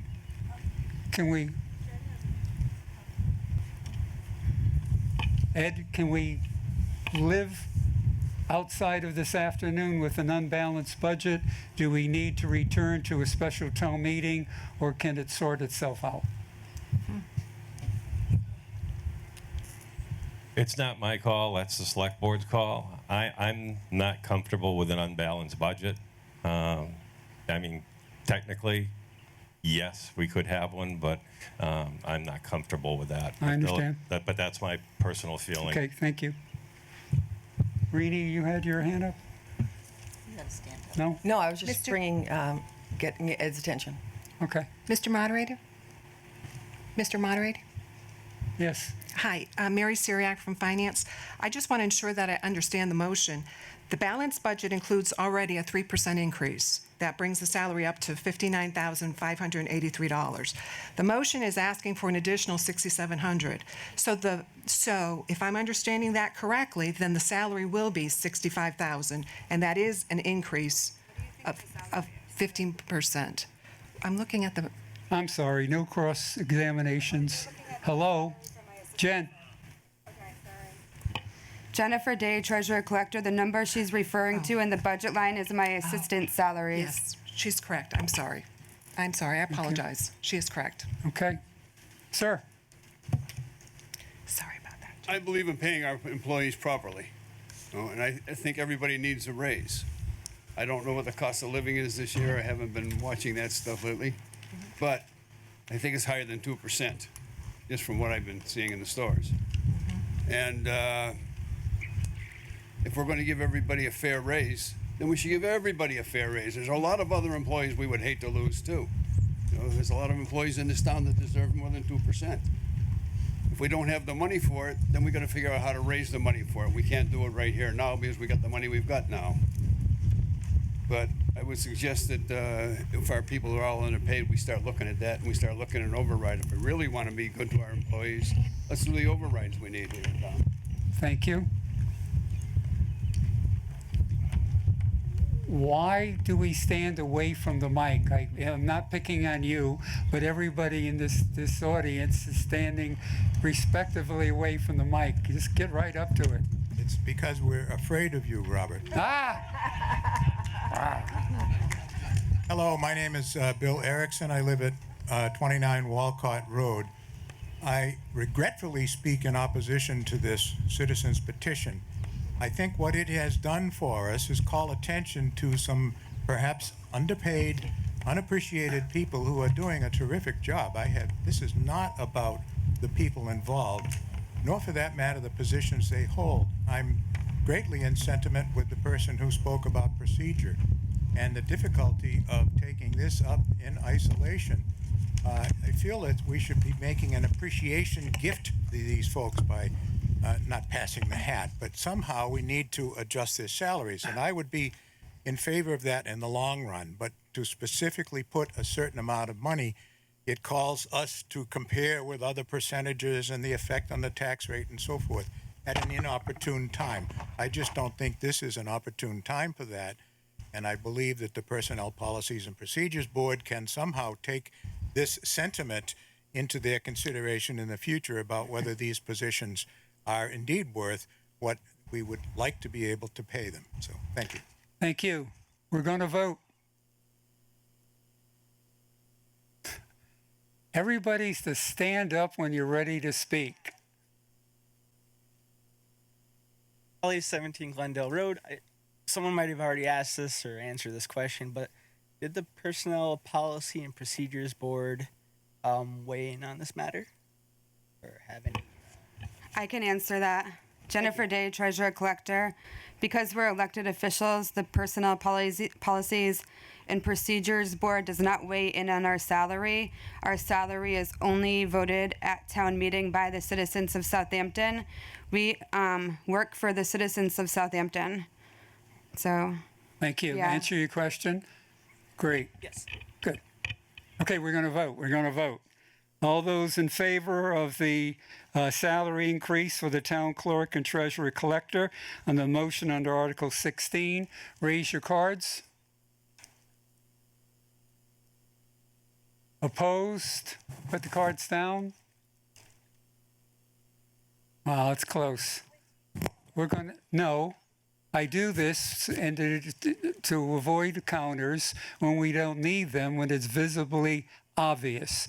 This time it's not visibly obvious, so we will have counters. Thank you. All those in favor of the increase, raise your hand, raise your cards, counters.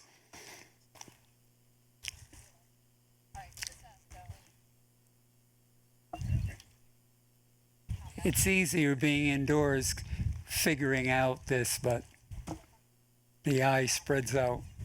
Keep them up. They count from front to back.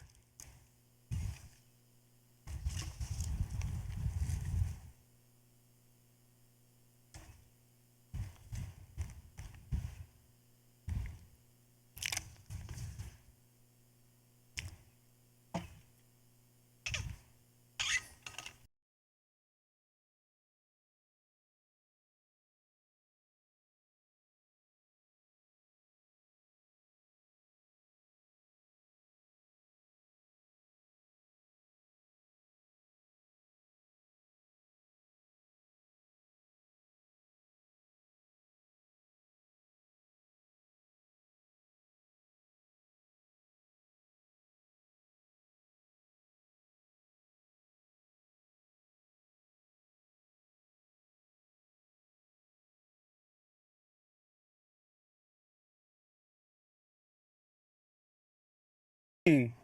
45. 45. Okay, hands down. All those opposed to the salary increase for the town clerk and treasurer collector, keep your cards up.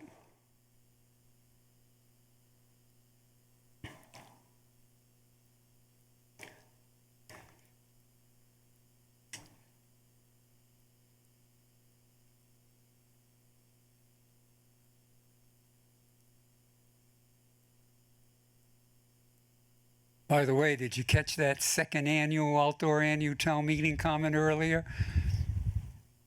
Maybe it will be our last.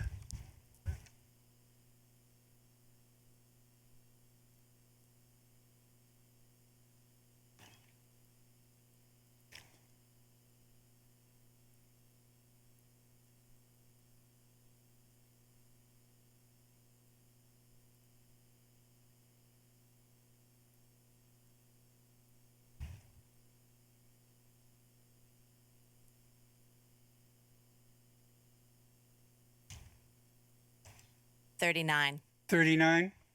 Thank you. 28. 28.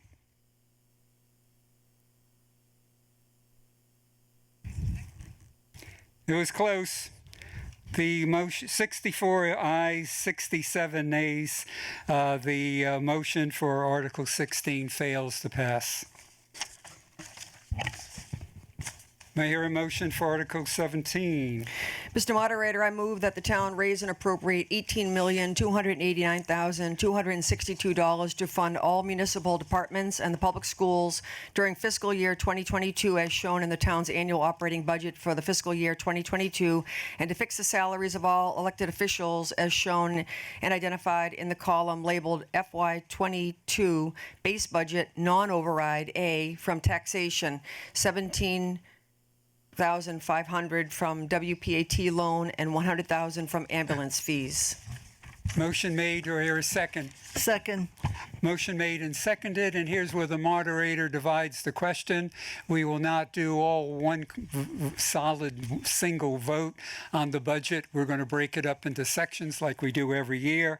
So we're going to be talking about general, $705,646.34. Any comments? Yeah, wait a second. I don't know. Who seconded? I seconded it. Go ahead. Yeah, given, Mike Bueller, 88 High Street. Given the fiscal bind the town is in, which has generated the override vote coming up later in this meeting, are there operating stabilization funds that we can draw from here now to ameliorate the situation somewhat? Who wants to answer that question?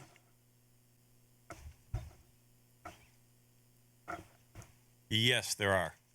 Yes, there are. That answer your question? Great. Who else would like to speak? Well, I asked you a question, yes or no? Robert, I am not afraid of you. Good. The answer is yes to answer my Feelings question. mutual. May I pose a follow-up? Yes, you may. No one Thought else you here. never asked. So, yeah, why are we, if the funds are available, why are we not drawing on them, at least to some extent? Well, Okay. just to clarify, there are articles on this warrant that actually use operating stabilization for specific requests. So,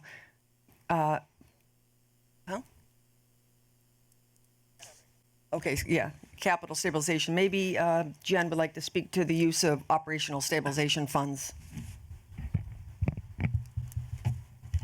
That answer your question? Yeah. Do I have So- permission for a follow-up to get quantification? Jennifer Day, treasurer collector.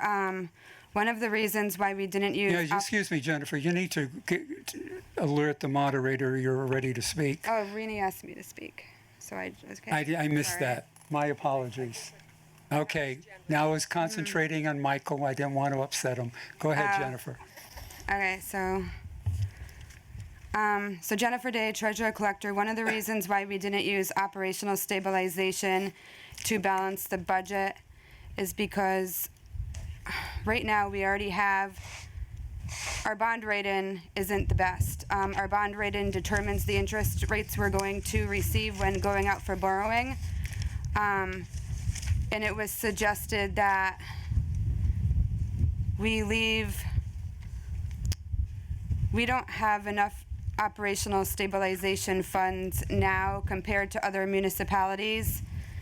So it's suggested that we leave what we have there to keep up our bond rating, if that makes sense. One more question. Thank you. Are you good? Okay, Michael, thank you. Anybody else on general? Seeing none, we'll vote. All those in favor of the section of the budget under general, $705,646.34, please signify by saying aye. Opposed, please signify by saying nay. It passes by majority. Under public safety, $1,929,957.45. Comments?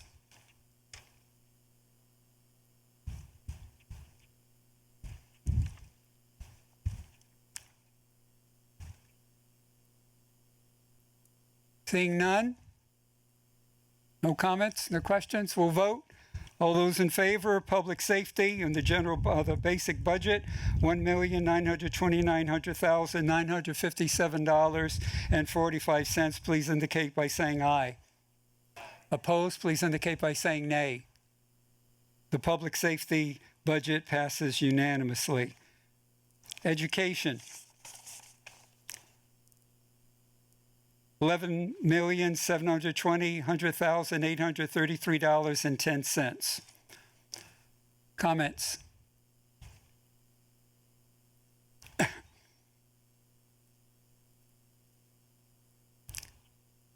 Margaret Larson, David Street, and I'm the chair of the Hampshire Regional A little High louder, School. Margaret. Hi, I'm the chair of the Hampshire Regional High School School Committee, Margaret Larson. So I do want to introduce our new superintendent who is over there. She's going to wave for you. That's Dr. Deanna Bonneville, and thank our outgoing interim superintendent, Michael Sullivan. And I also very much want to thank the community of Southampton for supporting our requests last year for the HVAC upgrades and replacement, because if we had not had that accomplished, we would not have had any school year at all to speak of. And I also want to thank our students and the parents for following our protocols so that we could have a successful year and have more kids in the building than pretty much any other school in the state. In terms of the budget for this year, we were able to keep Southampton's apportionment to a little over 1%, and the increase is primarily due to contractual obligations, additional expenses due to our one-to-one technology integration program, which gives a laptop for every student, and also some additional special education costs, which are highly dependent on our school population every year. Thank you. Thank you. Any other comments? Questions? Seeing none, we'll vote on the education portion of our budget, $11,720,833.10. All in favor, please indicate by saying aye. Opposed, please indicate by saying nay. Did I hear a nay? Nay. The education portion of the budget passes by majority. Public Works, $867,566.88. Comments?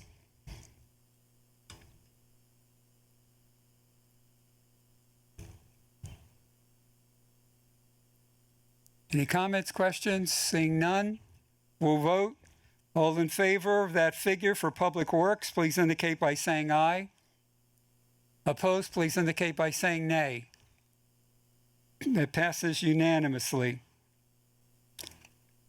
Health and Human Services, $145,633.54. Comments? Maureen Groden, 8 Cheryl Lane. I just wanted to make the voters aware of two things. One is that last year the mosquito control program, it's actually a mosquito surveillance, was funded by a gift by the Rowland family. That is now back in the budget. I also wanted to mention, since it came up a couple times, about the senior center director. Her pay was increased more than other employees because even now she's with the increase, she is even lower than fair wage, but she is the lowest department head. But we felt that it was important to raise that position. I just wanted to mention that because both of these are in this column. Thank you. Anyone else? Hi, Brittany Goodermuth from 47 Coleman Road. I'd like to talk exactly about the mosquito control district on an issue that I brought up to the select board and also the Board of Health, which is that these are unregulated boards by the state and they can basically do what they want in order to control mosquitoes, which led to aerial spraying in the Berkshires this year, which led to significant and widespread PFAS contamination from the containers that they were using. Until we have oversight from the state of these control districts, I do not believe it is in Southampton's best interest to enter into one of these contracts with these unregulated districts. And so I would like to amend the budget and strike that line item from the budget, please. Or you put that in writing twice on paper?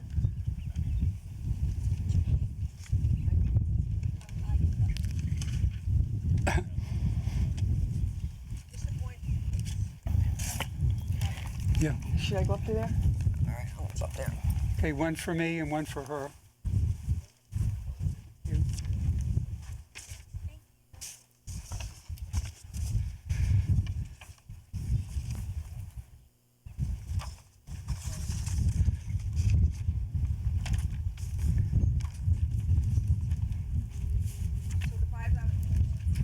Okay, we have an amendment to delete the mosquito control line item for Health and Human Services of $5,000. Do I have a second? And this is...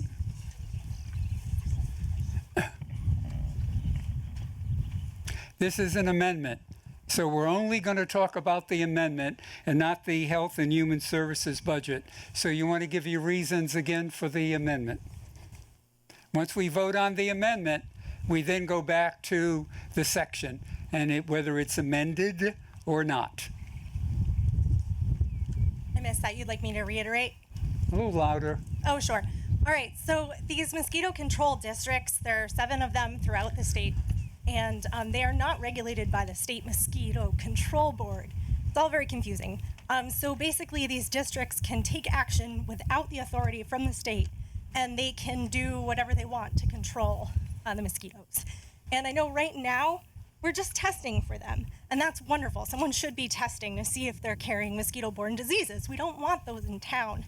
However, we also don't want the most aggressive treatment, which in this case, unfortunately, in the Berkshires, was this aerial spraying. There are much safer ways to do it, and we can work with the mosquito district in order to ensure that we only want the safer treatments. We're not doing that, and we need to. Thank you. Anybody else want to speak in opposition to the amendment? Any other comments? Over here. Yes. I just want to clarify the $5,000 is for mosquito surveillance. They do testing. The Board of Health is the one that actually voted, and the problem was, I don't believe it was, I mean, personally, I'm opposed to spraying, but this is really a matter of if you were, as a community, interested in opting out of this aerial spraying, you had to create a plan for the whole community And they were aware of this early May, and the deadline to create an alternative plan was May 31st. So the Board of Health voted on this. I don't know if there's anyone from the Board of Health that wants to speak to this, but this $5,000 is to be part of a regional-wide mosquito surveillance. They're doing testing to see if there are mosquito-borne diseases. We are a high horse community, and Triple E is a threat, and this is really just a test to see whether or not where it exists. Thank you. Anybody else? Can I speak to that? This is your last That's fine. time at bat. Yeah, unfortunately, because there's so little oversight, once the district finds evidence, they can do what they want, unless the Board of Health has worked with them or the Select Board has worked with them, and I have no evidence that that's happened or is the intention to have that happen. Thank you. Yes, sir. Andrew Kowal, 155 Pomeroy Meadow Road. My knowledge about the mosquitoes is like reading a few articles, and I know it's very difficult, confusing. There's all these local, there's the state. You have to opt in, opt out. My only concern is, I mean, I'm no expert, and it's some $5,000 allocated to this. Does anybody know what the impact is? It just seems odd that it made it this far, and now we're discussing it at the last second. Because my instinct is to be, cautious about where this whole area, more towards the risk of mosquitoes. But does anybody have any other information that would support this, other than the petitioner who may be an expert? I just don't know. Yeah, the Board of Health gets a report on a regular basis on the findings of the surveillance, and it was less of an issue last year because it was a gift from Matt Roll and his family to fund this, because last year, like I said, the funding was so short all around. I think this is only the third year of funding this, so that's why it's more recent. That answer your question? Great. Anybody else? Okay, we're going to vote. Go right ahead. Daniel Valley, 17 Glendale Road. I just want to get Louder. I want to get clarification and understanding on. Still louder. I want to get clarification and understanding on something that was said before about what this money is used for, so that it is just for surveillance. Where in our town documents does it say that this money is only for surveillance and does not apply for any mosquito control? And if there were findings in the surveillance that said we needed to do mosquito control, where does that money come from? Thank you. Reading. Like I said, the Board of Health voted against this, not about funding the $5,000, but they voted against issuing a plan to the state to opt out, partially because of the lack of time involved in creating a plan. They were given the opportunity in about a month's time. However, when it comes, right now I've been told by the Board of Health, and this is simply from being at the last meeting, that there has not been aerial spraying in the town of Southampton, and that if they did find an outbreak, then they would be able to spray regardless of opting out or not. That's what I was told in the meeting, that the state has the authority to do that. Daniel Valley, 17 Glendale Road. I guess my question on that is, are we making a decision on this because the Board of Health says they did not have enough time to make a decision? Is that what you're saying? That they just went with it because they didn't have enough time? Thank you. Reading. The $5,000 that's in the operating budget is to fund surveillance of incidences of mosquito-borne diseases, and not specifically about spraying. And furthermore, it puts us in a pact with other towns so that we're able to communicate between towns and share information. Without that, we're completely on our own with this, and it's going to cost way more than $5,000 to do. Answer your question? Great. Next. Barbara LaFlamme, 20 Cook Road. I would like to thank the Rowland family for stepping up and providing funding for some program which was previously not in the budget. So thank you to the Rowland family. Next, I would like to know, this is a Board of Health issue. We have people who run for the Board of Health, and I would like to know why they are not here to explain to the taxpayers their position and how they reach the position that they do. They're representatives for the town of Southampton, and I think they need to be here to talk and answer to the voters. Thank you. Okay, we're going to vote. We're going to vote on the amendment, whether or not to delete mosquito control for 5,000. All those in No, favor? wait. Point of order. It's not whether or not. The amendment was to I'm strike. clarifying that with a call for the vote, but good call. All those in favor of deleting the mosquito control line item of $5,000, please indicate by saying aye. Those opposed for deleting the mosquito control line item of 5,000, please indicate by saying nay. The amendment fails. So we're back to our basic figure for Health and Human Services. Seeing any comments, questions? Seeing none, we're going to vote on the Health and Human Services, $145,633.54. All in favor, please indicate by saying aye. Aye. Opposed, please indicate by saying nay. It passes by majority. Okay. Excuse me.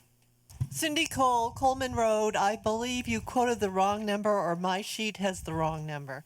My sheet has 145,553 and 64 or 54 cents. I've got 653. You said 33. I said 33, my bad. I stand corrected. The amount, 153 and 54 cents. Bright sun, but thank you. Teamwork. Culture and recreation.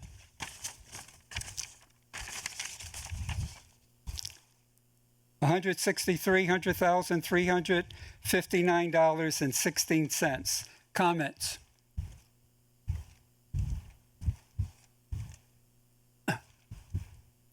Questions?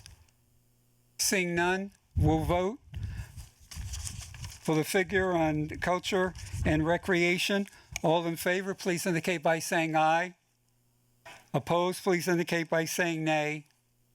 It passes unanimously. Employee benefits, $2,397,154.92. Comments? Questions? Seeing none, we'll vote. All those in favor of the employee benefits figure, please indicate by saying aye. Opposed, please indicate by saying nay. It passes unanimously.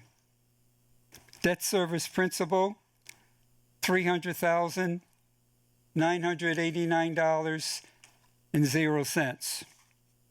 Comments? Questions?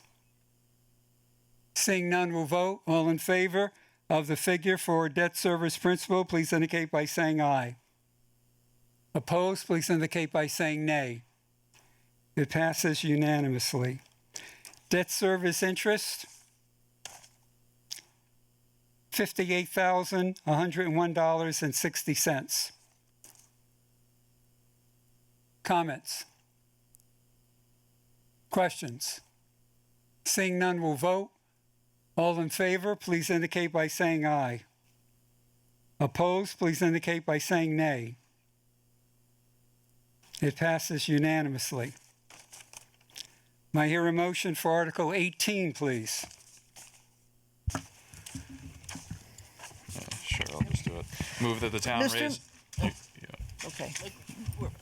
Mr. Moderator, I move that the town vote to raise and appropriate a supplemental sum of money of $718,466.51 for the purposes of funding the following departments and accounts in the operating budget for the town: Norris Elementary School Department, Police Department, Fire EMS Department, Highway Department, Public Library, Council on Aging, Tree Warden, Select Board Administration, Accounting Department, Assessors Department, Treasurer Collector Department, Legal Department, Town Clerk / Election and Registration Department, Telephone, Town Hall Building, IT expenses, equipment, internet service and web maintenance, postage, annual audit, photocopier lease, and Open Space Committee for the fiscal year beginning July 1, 2021, provided, however, that the vote taken hereunder shall be expressly contingent upon approval by the voters of a Proposition 2.5 so-called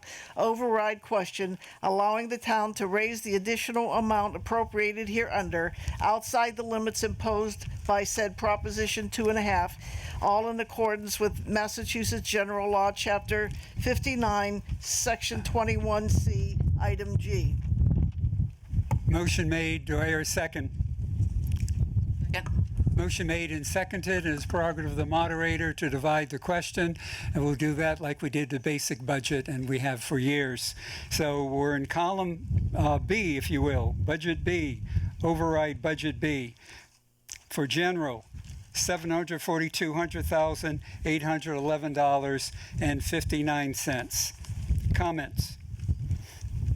Maureen Groden, 8 Cheryl Lane. I just wanted to make it clear that when we increase the additional positions in the general budget or operating budget that was just approved, we made a good faith attempt to go even further, and anybody that fell in the 10 to 15% of the minimum range of the position, we decided to put it in front of the voters to see if they wanted to go ahead and fund the additional raises, so 4% for even more positions. And that's what is reflected in the figure in the bottom, and that's what was not approved by the Finance Committee, $2,589.64. Thank you. Any other comments? Questions? Seeing none, we'll vote on the general of the override budget, $742,811.59. All in favor, please indicate by saying aye. Opposed, please indicate by saying nay. Passes by majority. Public safety, $1,966,969.84. Comments?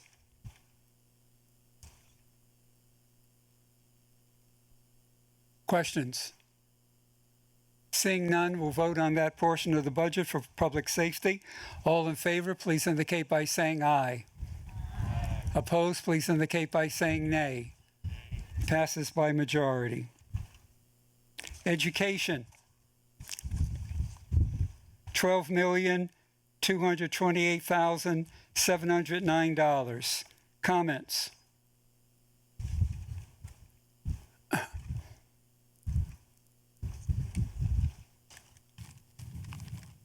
Austin Rogers, Old Harvest Road.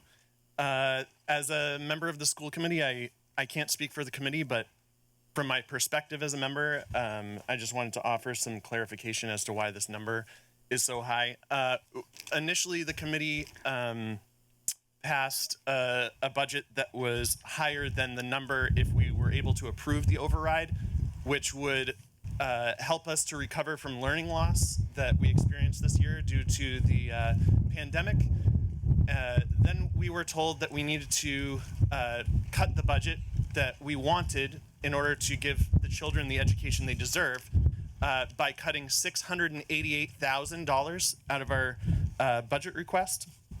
This override amount is for an additional, from the budget that we did pass, is for $507,000 approximately 508. So we're still delivering cuts. We're still not being able to have the resources we need to fight learning loss. But as a responsibility to the voters and in order to garner more support, we've offered a more modest budget increase. But let me tell you that if we weren't able to recover this, it would result in the biggest line item we have is personnel. We can't make a $688,000 cut out of our budget request that keeps us level service funded without cutting personnel. So that will increase the class sizes that will decrease services that we're able to provide. Part of the reason that our request is so high is because our need for funding went up more than 2.5%. As someone mentioned, everywhere it's going up more than 2.5%. So don't expect education to be any different. We have 2 consumers of education just coming in, my children. They deserve a good education, and so we need this money in order to deliver a decent education. Thank you. Strongly in favor. I ask everyone to support. Anybody else?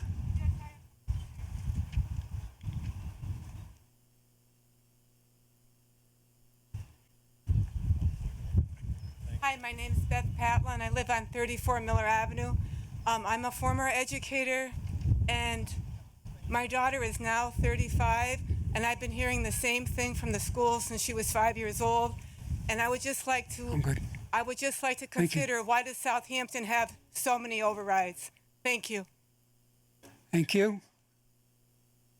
Rhetorical, unless somebody wants to take to the mic. My name is Kristen Gengler. I live on Middle Road. I work for Norris, and part of my job, I work school-wide. I'm the school psychologist. I work to make sure that all students receive the academic, social, emotional supports they need. Time and time again, we do not have those resources available because of funding.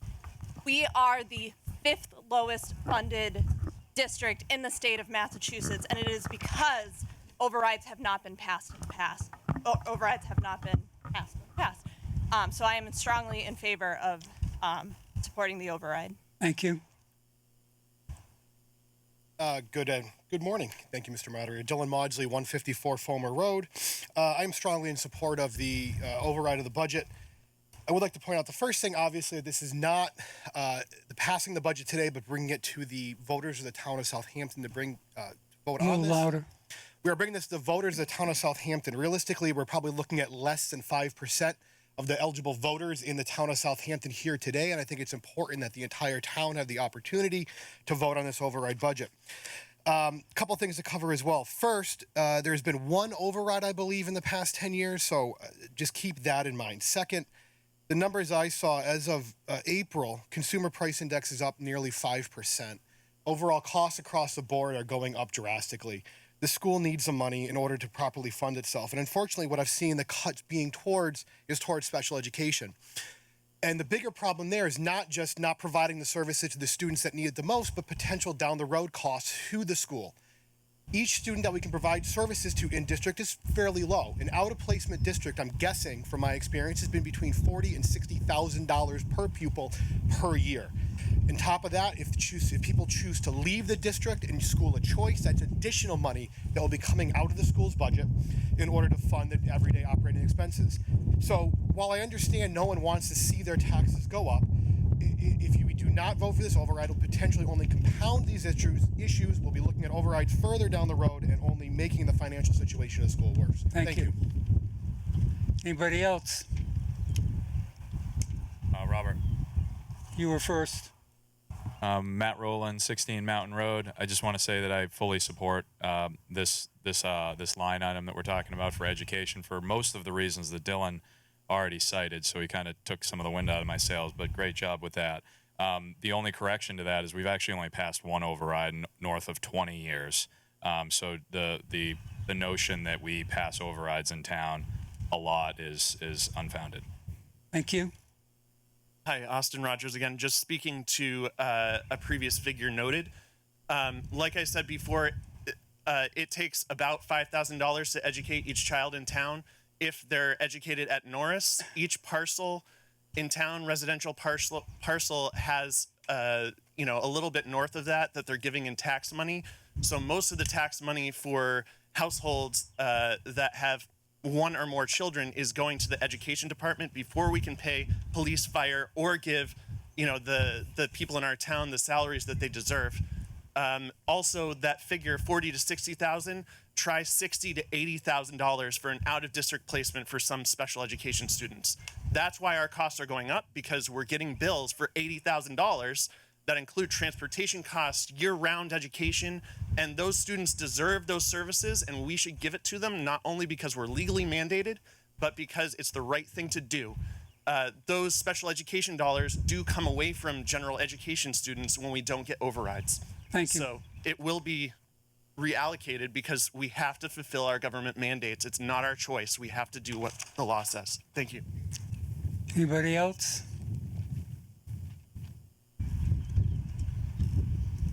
Good morning, Aliza Pluta, principal of Norris School, and I just want to go over a list of things that would be cut if the override does not pass. Over the last several years, our needs at Norris School have increased. Our students come to school with needs such as speech and hearing loss, autism, trauma, social emotional disabilities. And so in order to support the students of this town, we need some of the things that we are now going to be asked to cut, such as a paraprofessional position, a reading intervention position, decrease to 0.9 our 2 school nurses, our ELL teacher, which is for English language learners here in town, our school psychologist, a special ed team leader, and our assistant principal, as well as cutting our school supplies for curriculum, such as consumable math books and reading books and other supplies that we need to educate by $10,000, and our utilities and supplies by $40,000. Then we would also have to fund our school adjustment counselor, the full position, by using grant funds, which will go away after next year. Our existing school vice principal, half of a nurse's salary, and it just brings us to a devastating place where we're trying not to increase class size, but we're also cutting all of those supports for students. Thank you.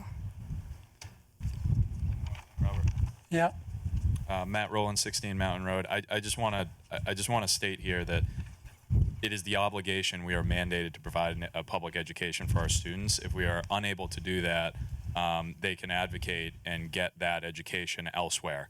And by going elsewhere, the number Dylan cited is correct. It's between $40,000 and $60,000 per person to do this. So the further we get away from providing these services in town, the more people will advocate to have these services provided outside of town. These numbers, unfortunately, are increasing. And so, I just ask that you consider that when we're looking at this, because it's a little bit short-sighted, right? I mean, for me, the average spent per pupil, I think what Austin's citing is a little bit low. I think we're talking about $15,000 per pupil to educate. But if you're looking at that juxtaposed with $40,000 to $60,000 to send them to a school that's capable of providing that, it just seems like it seems like being penny wise and pound foolish. So I'm in support of this. Thank you. Maureen Grodney, Cheryl Lane. I'm also in support of this. You people say that back when I went to school, there were 30 people in a class, and just keep in mind, people with special needs were not in class then. They were in a residential care or elsewhere. There's a high percentage of students in every district that has accommodation plans or special needs, and we want them in our community. We want them in our schools. A big problem is lack of state funding. The local picks up the pieces of state mandates. I mean, we heard it about the MSO4, stormwater, new regulations. When we created Hampshire Regional District, state promised 100% reimbursement for regional transportation. They have never once funded 100% of regional transportation. I think it's at this point, it might be close to 60%. It hits us every single year in the budget. So I think we all need to reach out to state legislatures and change funding for the schools for sure. But on the short term, I do think that this should go in front of the voters on the election on the 22nd. Thank you.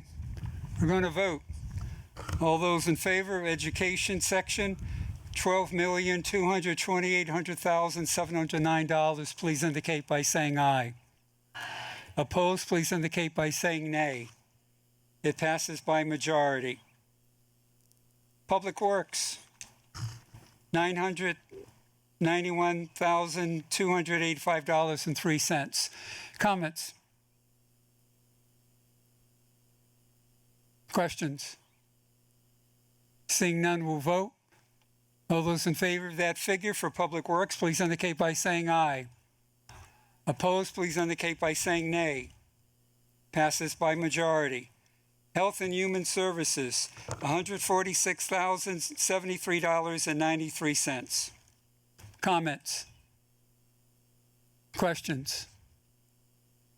Seeing none, we'll vote that figure for Health and Human Services. All in favor, please indicate by saying aye. Opposed, please indicate by saying nay. Passes by majority. Culture and Recreation.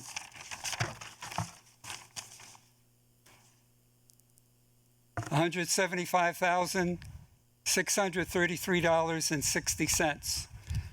Comments? Questions? Seeing none, we'll vote that figure for Culture and Recreation. All in favor, please indicate by saying aye. Opposed, please indicate by saying nay. Passes by majority. Employee benefits, $2,397,154.92. Comments? Questions? Seeing none, we'll vote that figure for employee benefits. All in favor, please indicate by saying aye. Opposed, please indicate by saying nay. Passes unanimously. Debt service principal, $300,989. Comments? Questions? Seeing none, we'll vote that we'll vote for that amount for debt service principal. All in favor, please indicate by saying aye. Opposed, please indicate by saying nay. Passes unanimously. Debt service interest, $58,101.60. Yep. Daniel Valley, 17 Glendale Road. This question is, due to the low rates of interest that we've had over the past year, have we looked at refinancing any of these items to save money? Somebody wants to answer that question? Jennifer Day, Treasurer Collector. So I'm just going to look at the items quick Debt on service that interest. page. Yeah. Interest therapy.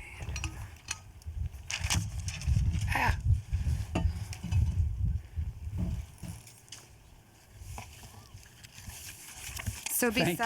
besides the interest for Larrabee renovation, most of these items are all somewhat recent borrowings, and the rates that we received are all around 2% or lower. So I don't think we could refinance any of those. I would have to check into the exact rate on the interest, the Larrabee renovation interest. Thank you. That answer your question? Okay. Great. Okay. We've passed two budgets. Now we're going for the motion for Article 19, please. Oh, I'm sorry. Sorry, Jen. All in favor of the debt service interest, $58,101.60. Love the teamwork. Please indicate by saying aye. Opposed, please indicate by saying nay. Passes unanimously. Thank you. Now I'll entertain a motion for Article 19. I am. Okay. Mr. Moderator, I move that the town vote to approve the budget for the Transfer Station Enterprise Fund as presented in Article 19 of the warrant for the June 13th, 2021 annual town meeting. Motion made. Do I hear a second? Second. Motion made and seconded. Who would like to speak on Article 19 motion?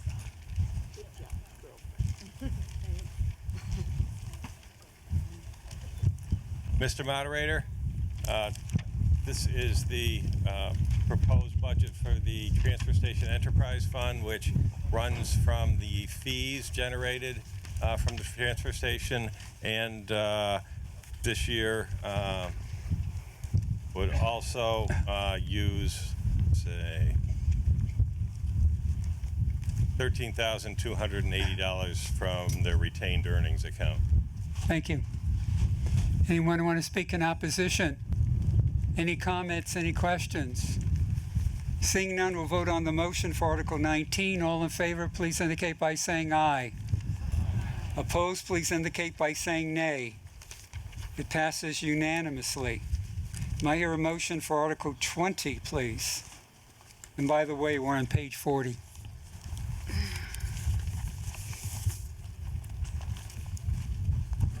Motion for Article 20. Yep, I got you. Yep, sorry.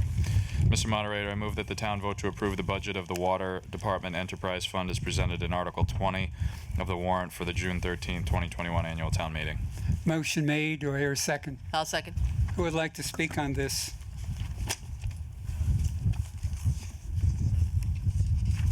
Jim Walunas, 298 College Highway. I'm the chair of the Water Commission. All of our funds for this comes out of the Water Enterprise Fund, and it's generated by user fees, so there is no charge to the general fund of the town. I know that the Finance Committee had questions on raises being in our budget, but they are just in the budget. We haven't negotiated them yet. We're working on new employee agreements. We would also have to get PBP approval and select board approval. We're trying to correct for previous years where we haven't gotten water department employees increases. Thank you. You got to get a little closer. We're losing you. You might want to turn the mic up that face your mouth. Great. Any money left in the budget that is not used for raises automatically goes back to the enterprise fund. And we're also trying to address the state DEP's concerns over low employee compensation that was brought up in our 2020 review by the state. Thank you. Thank you. Just in a quick aside to everybody, we need a quorum of 50. I'm game for about another 4 articles, and that will be 3 hours, and that's what we usually do when we're indoors at Norris. I have it so written down so many years. I actually believe it was part of our bylaws, end at 10, or ask the town to end at 10, and it's not. Moderator decides, but we'll let you vote on it. Who wants to speak in opposition of this article? Robert?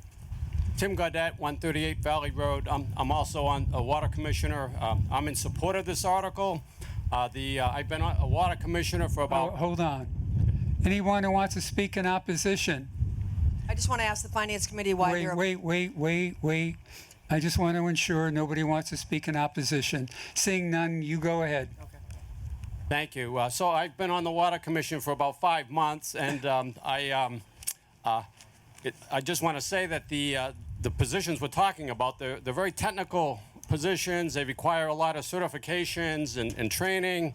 I have an engineering degree, and I'm still coming up to speed with kind of the water system in town. So these people are skilled workers, and I think, like Jim said, they haven't been compensated in recent years, and so I support this article. Thank you. Thank you. Reading. Maureen Road, Nate Cheryl Lane. Just want to remind folks, this is not in the operating budget. It's not part of the operating budget. This is an enterprise fund. It does come from the residents of Southampton. It comes from our water bills. So it is funded theoretically by the water bills, by residents. And I just wanted to see if the Finance Committee could speak to why they didn't approve this, and what is the increase in wages underneath this particular article, % increase from last year. It's a question to you, so you can answer from your table instead of getting up for the general audience, Mike. Yeah. Thank you. Yes, hello, Mary Syriac. In regards to the wages for the water superintendent, the requested amount would raise the salary 23%, approximately $18,000 some odd dollars. The other one is the full-time tech would increase approximately $3,600. That equates to 6% over fiscal year 21. Thank you. Answer your question? Good.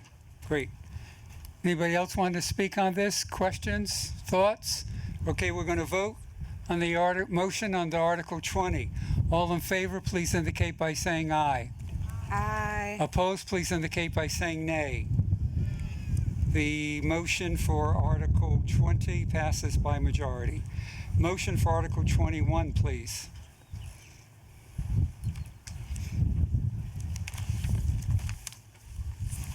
Twenty-one. 21. Move that the town transfer $140,000 to fund the purchase of a replacement box truck, said sum to be taken from the water department retained earnings account. Motion made. Do I hear a second? I'll second. Motion made and seconded. Who would like to speak on this, please? Jim Walunas, 298 College Highway. This is to replace a box truck, a 2015 box truck that has become too expensive to maintain, with hopefully something that'll last a little bit longer. The dealership for the truck that we had is falling apart, and we have to go a long distance to get it repaired, and the town does not have a mechanic that can work on it anymore. Thank you. Thank you. Anybody want to speak in opposition? Any comments, thoughts, questions? Seeing none, we'll vote on the motion for Article 21. All in favor, please indicate by saying aye. Aye. Opposed, please indicate by saying nay. I didn't hear any nays, so it's unanimous. Huh? There was a nay? Okay, passes. Thank you. Teamwork. Passes by majority. Motion for Article 21 passes by majority. Motion for Article 22, please. Mr. Moderator, I move that the town transfer $22,000 to fund the required local match for the Water Department Asset Planning Grant, said sum to be taken from the Water Department retained earnings. Motion made. Do I hear a second? Second. Motion made and seconded. Who would like to address this?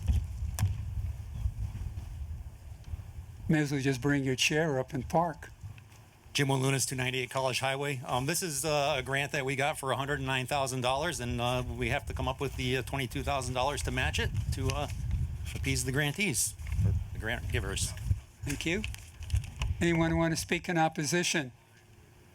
Any questions, comments, thoughts?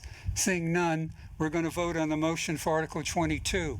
All in favor, please indicate by saying aye. Aye. Opposed, please indicate by saying nay. Passes unanimously. Article 23, motion, please. Mr. Moderator, move that the town transfer $68,065 from ambulance receipts reserved for appropriation to the debt ambulance account for fiscal year 21 debt payment on the newest ambulance. Motion made. Do I hear a second? Second. Motion made and seconded. Who would like to address this? Mr. Moderator, this would transfer funds from the ambulance receipts account into the debt account to pay this year's payment, debt payment for the newest ambulance. Okay, thank you. Anyone want to speak in opposition? Questions? Questions, thoughts, comments? Seeing none, we'll vote for the motion in Article 23. All in favor, please indicate by saying aye. Opposed, please indicate by saying nay. Motion for Article 23 passes unanimously. May I hear a motion for Article 24, please? Mr. Moderator, move that the town appropriate the sum of $261,000 to purchase a new single-axle dump truck with plow and sander body for the Highway Department, and that to meet this appropriation, the treasurer, with the approval of the Select Board, is authorized to borrow the sum of $261,000 under General Law, Chapter 44, Section 7.1. or any other enabling authority, and to issue bonds and notes therefore, provided, however, that the appropriation authorized under shall be contingent on the approval by the voters of the town of a so-called Proposition 2.5 debt exclusion under General Law, Chapter 59, Section 21C, with respect to the repayment of the amounts authorized to be borrowed by this vote, and in accordance with General Law, Chapter 44, Section 20, any premium received by the town upon the sale of any bonds or notes thereunder, less any premium applied to the payment of the costs of an issuance of such bonds or notes may be applied to paid project costs, and the amount authorized to be borrowed for such project shall be reduced by the amount of any such premium so applied that may be necessary for that purpose. Motion made. Do I hear a second? Second. Motion made and seconded. Who would like to address this? Mr. Moderator, this would replace a 1999 International. A little louder, Ed. This would replace a 1999 International Model 2574 with a front wing plow and integrated sanding body. The current vehicle has unknown miles on it because when our highway superintendent, Randall Kemp, started here about 6 years ago, well, actually, he started here about 10 years ago, but the odometer had stopped working on it at that point in time, and at that point it still shows 65,000 miles on it. This would be similar to the single angle, the single axle dump truck that was procured about 2 years ago, but replace a different vehicle. Thank you. Anyone want to speak in opposition? Any comments, any questions? This needs 2/3 majority. We're going to vote. All in favor of the motion under Article 24, please indicate by, all in favor, please indicate by saying aye. Opposed, please indicate by saying nay. We need a count. Really? We do. This is what I'm going to do. Counters.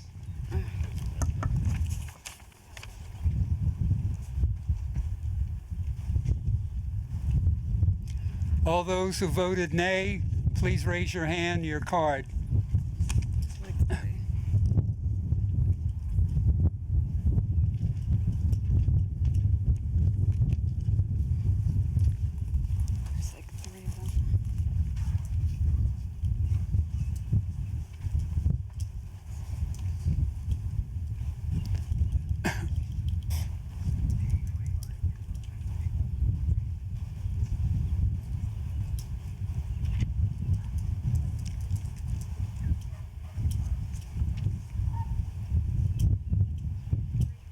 Three.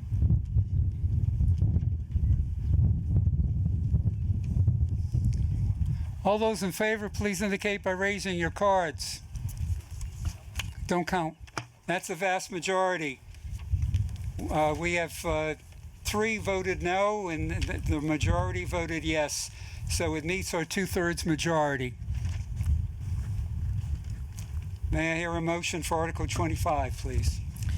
Mr. Moderator, I move that the town appropriates a sum of $270,000 to acquire the right-of-way for the Greenway Rail Trail, bike and pedestrian path, and/or to pay design costs related thereto, and that to meet this appropriation, the treasurer, with the approval of the select board, is authorized to borrow the sum of $270,000 under General Law, Chapter 44, Section 7.1, or any other enabling authority, and to issue bonds and notes of the town therefore, provided, however, that the appropriation authorized hereunder shall be contingent on the approval by the voters of the town of a so-called Proposition 2.5 debt exclusion under General Law, Chapter 59, Section 21C, with respect to the repayment of the amounts authorized to be borrowed by this vote, and in accordance with General Law, Chapter 44, Section 20, any premium received by the town upon the sale of any bonds or notes thereunder, less any premium applied to the payment of the costs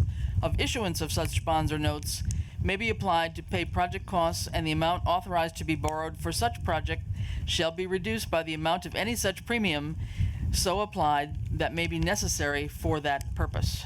Motion made. Do I have a second? Second. Motion made and seconded. Who would like to address this?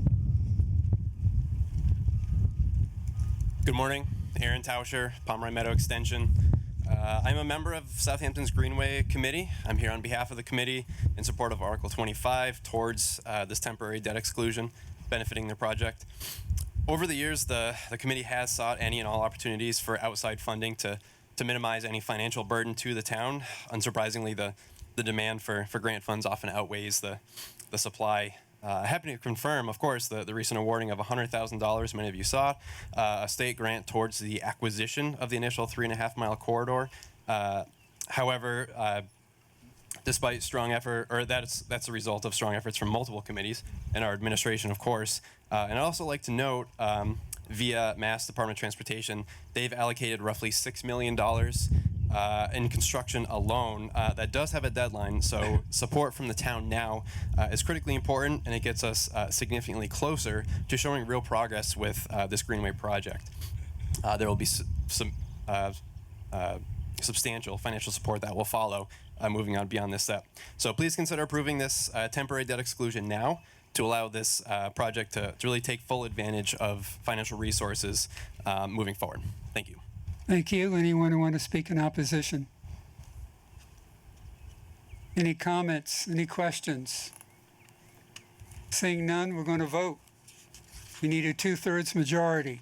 All those in favor of the motion under Article 25, please indicate by saying aye. Opposed, please indicate by saying nay. Counters?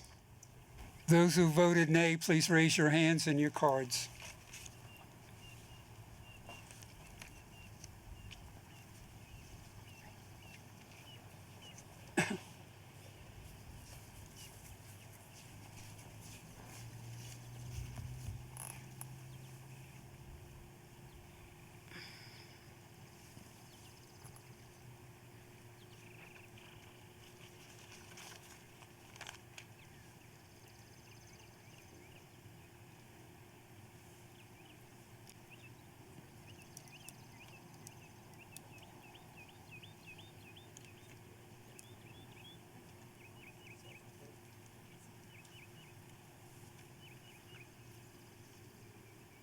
Nine.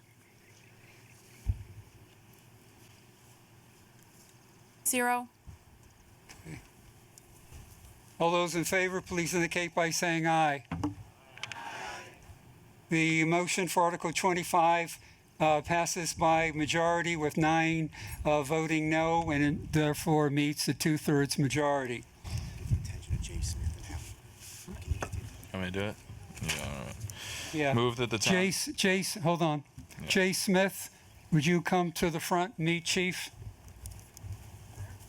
Yes, now? May I have a motion for Article 26, please? Mr. Moderator, move that the town transfer the sum of $9,700 from the Capital Stabilization Fund to the town clerk capital budget to fund replacement of the voting machines for the town clerk. Motion made, do I hear a second? Second. Motion made and seconded. Who would like to talk on this? Town Clerk Lucy Dalton, 10 Strong Road. The voting machines that we have, they're the tabulators. They're over 20 years old. The company does not make them anymore. We are one of the few communities that still has them. If the machine breaks, the company needs to find the outdated machine that a municipality had given up to replace the part. In May of 2018, at the local election, a piece of the ballot got stuck in the machine, and we had to have a representative drive down from Salem, New Hampshire, to deliver the spare tabulator. It held up the election, and we were there until late hours, 1:30 in the morning. Having the new tabulators will help our election process go faster. We will not have to stop the machines to remove a jam. I am in support of purchasing these new tabulators. Thank you. Who would like to speak in opposition, if any? Any comments, any questions? This needs 2/3 majority. We're going to vote. All those in favor of the motion on Article 26, please indicate by saying aye. Aye. Opposed, please indicate by saying no. It's unanimous. Therefore, it meets our 2/3 majority. May I hear a motion for Article 27, please?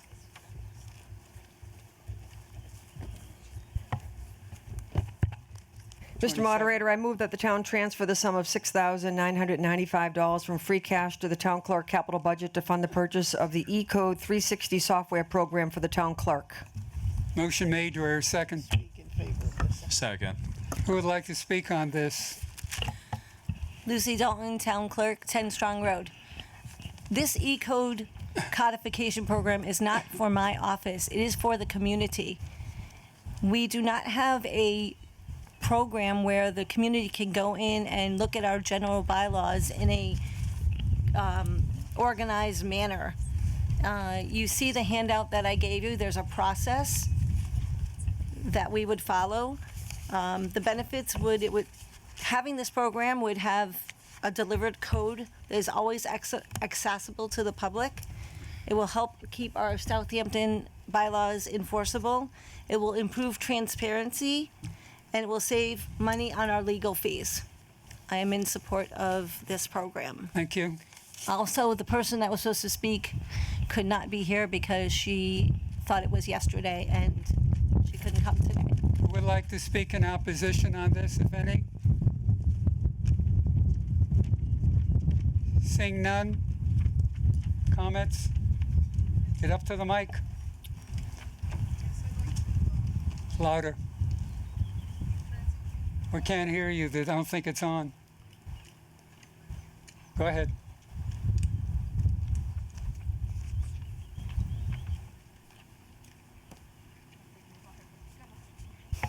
Francine Tishman, Glendale Road. I'd like to speak in support of the allocation for the purchase of the E-code system.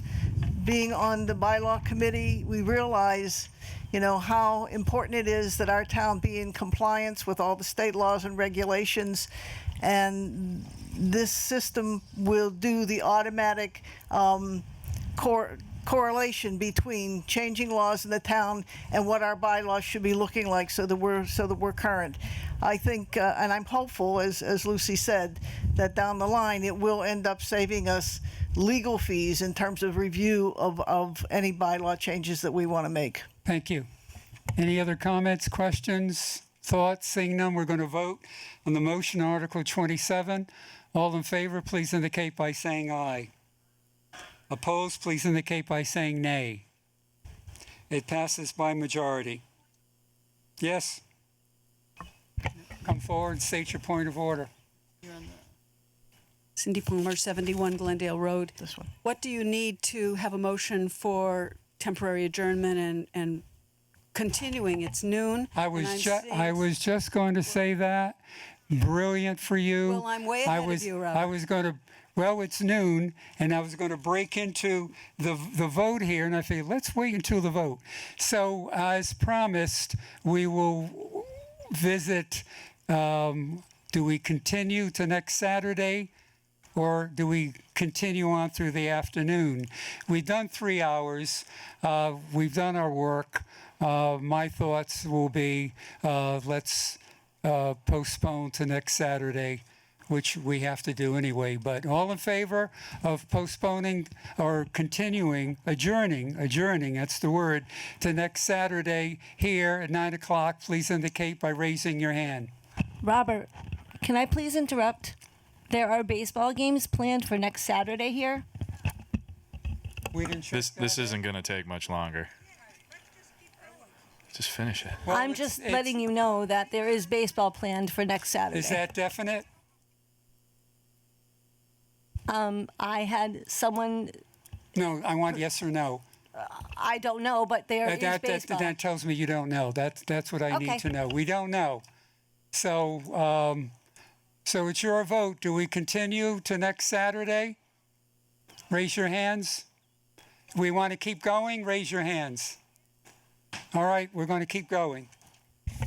Can I suggest that anybody that needs cover, that perhaps we have a couple of tents that they could actually go there? Is that okay, Robert? Yes.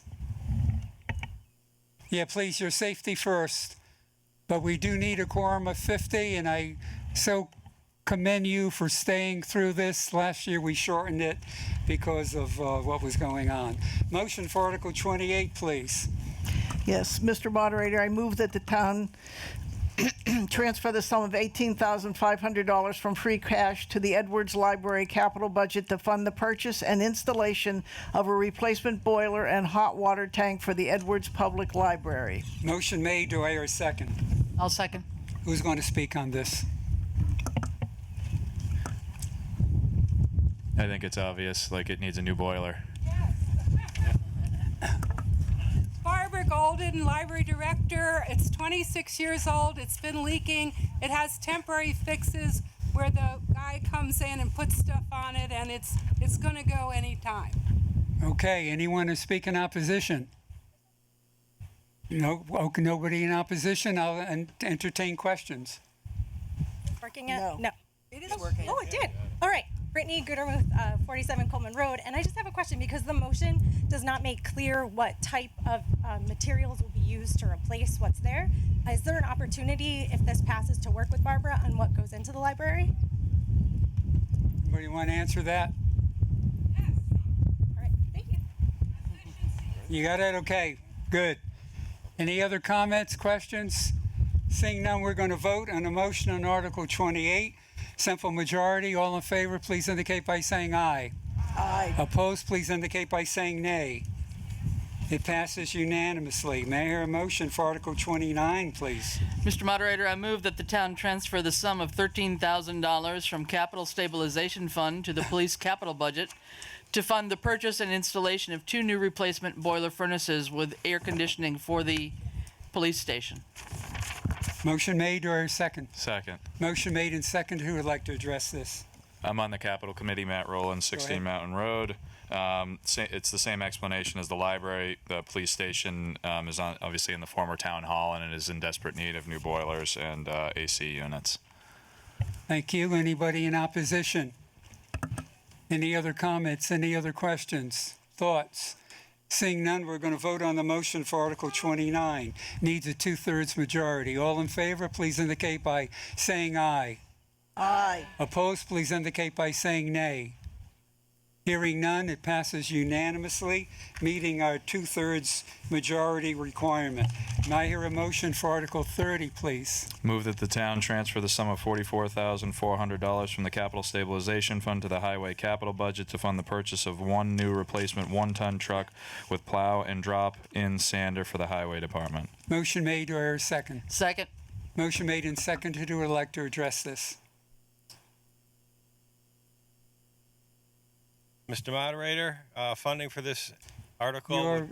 Can you lengthen or?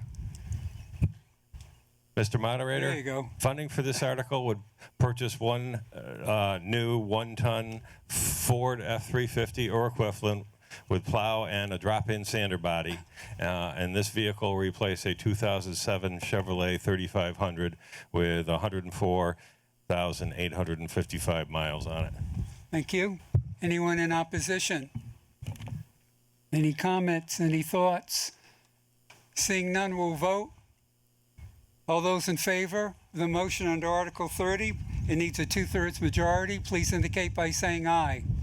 Aye. Opposed, please indicate by saying nay. Do I hear a nay? Nay? I need counters. All those who vote nay, please raise your hand and your card. Two. By the way, the wind is windy and I can't hear the lower voices. 1, 2, 3.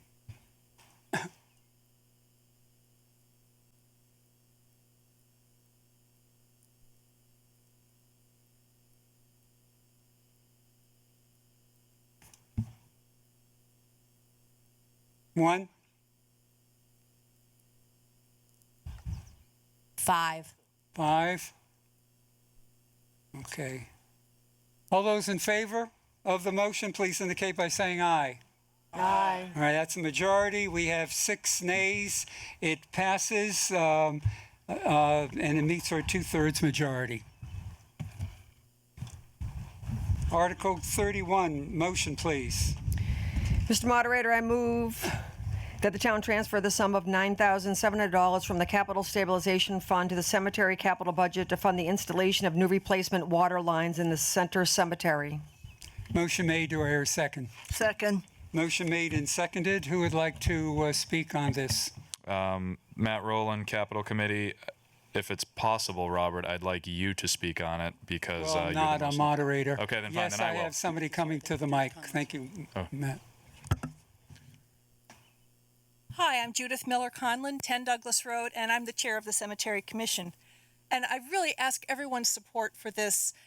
It's been 25, maybe 30 years since the pipes were put in, and they obviously aren't working, and it's a terrible burden, especially on our elderly, coming into the cemetery and having to haul in the water.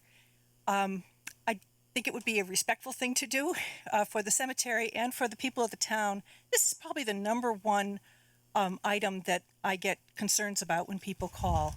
So I do think that there was a question about whether or not the CPA could fund this, but they aren't going to be able to fund something that is repairs and maintenance. So I look to the town and do ask for your vote. Thank you. Thank you. Bob Koza, 181 College Highway, a member of the CPC committee. Is that correct that the reason for not recommending this on the part of the Finance Committee is that it might be funded elsewhere? No, I think, Ken Cole, I think our objection was that we noted that the vendor quote was done in 2019. So there's no, you're not proposing that this would be covered by CPC. I just wanted to say that as a voting member of CPC, that would be a very, very questionable expenditure, and I, for one, would ask for a ruling on it. I don't think it would pass. It was not. It was not. Hi, Judith Miller Conlon again. Another quote has come in at $9,700, so it is a current vote, a current quote. Thank you. Any other comments? Any other questions? Robert? Just one other issue. There was a question as to whether or not this was presented to the CPC.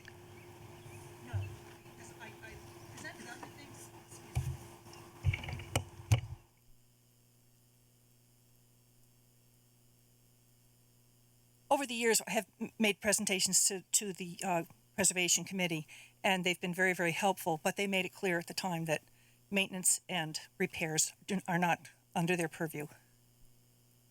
Thank you.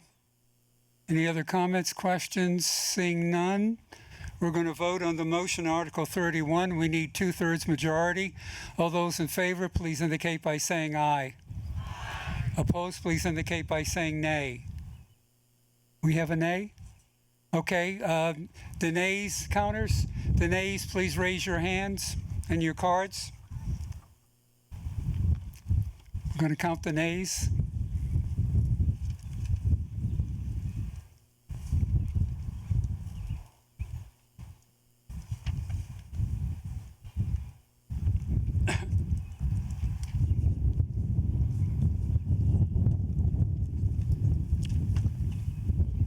Zero. 3. We have 3 nays. All in favor? We already did this. This passes vast majority with only 3 nays, meeting our 2/3 majority requirement. May I have a motion? Yes, sir. I don't know. Go ahead. You have point of order. State your point of order. 32 through 35 as a batch, since they're all recommended by finance and it's 2/3 majority all needed. They're all Norris. We tried that. It didn't work. Good call. Right. We tried that in the select board meeting, and there were reasons that, so bravo for the suggestion, but not this time. So the motion for Article 32, please.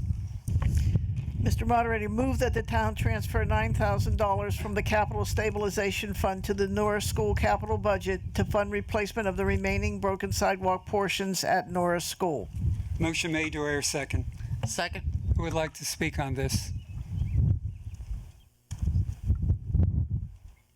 John Lumber, 318 College Highway, Chair of the School Committee.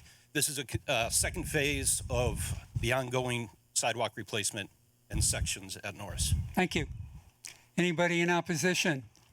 Any questions, any comments? Seeing none, we'll vote on the motion Article 32. It needs a 2/3 majority. All those in favor, please indicate by saying aye. Opposed, please indicate by saying nay. It's unanimous, therefore meeting our 2/3 majority requirement. May I hear a motion for Article 33, please?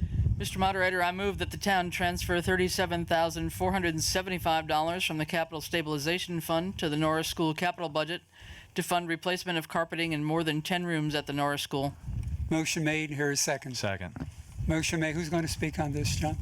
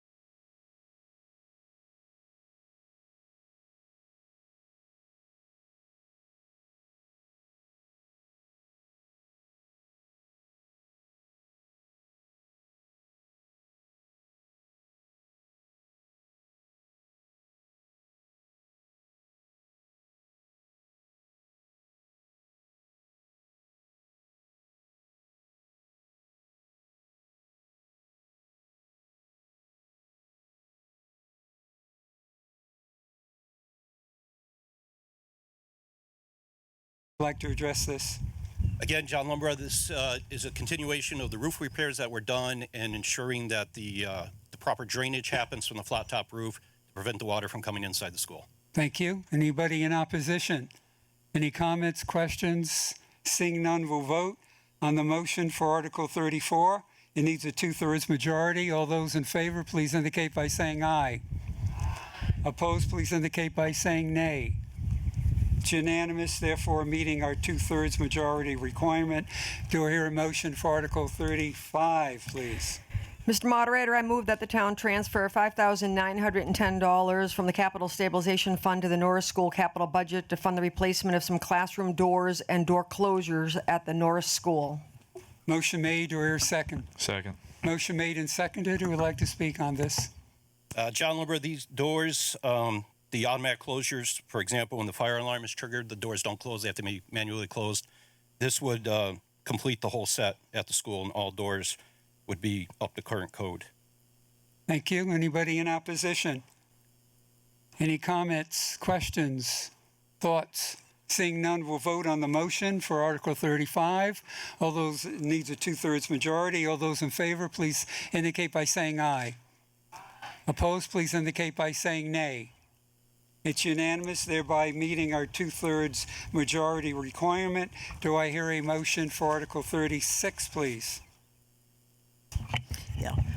Mr. Moderator, move that the town transfer $14,470 from free cash to the Norris School capital budget to fund the replacement of vertical blinds in the cafeteria and counseling rooms at Norris School. Motion made. Do I hear a second? Second. Motion made and seconded. Who would like to speak on this? John Lumbra, and anybody that's been to the town meetings before in the cafeteria section, it's the old plastic vertical blinds that are just worn over time and age and have cracked. Thank you. Anyone want to speak in opposition? Yes. Just to clarify, the Finance Committee's not recommending it. We just felt that this was not a priority item at this point and looking to save what cash we can for override if it fails. Thank you. Any comments? Hello, Matt Rowland, 16 Mountain Road. Just to be clear, any funds saved in this account can't be used if the override fails for operating budget reasons. Thank you. I thought this was free cash.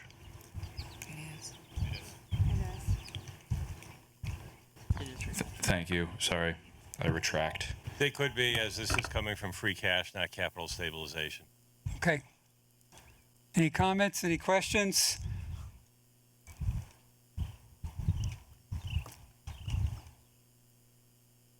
Come on, it's your school. Just want to let you know we're taking notes. Aliza Pluta, Principal, Norris School. I just want to say we've tried several times to replace these blinds in the capital plan, and it didn't go through. And they are cracked. They are missing. Pieces are missing. So you can't close the blinds in the cafeteria to keep the heat out or the sun out.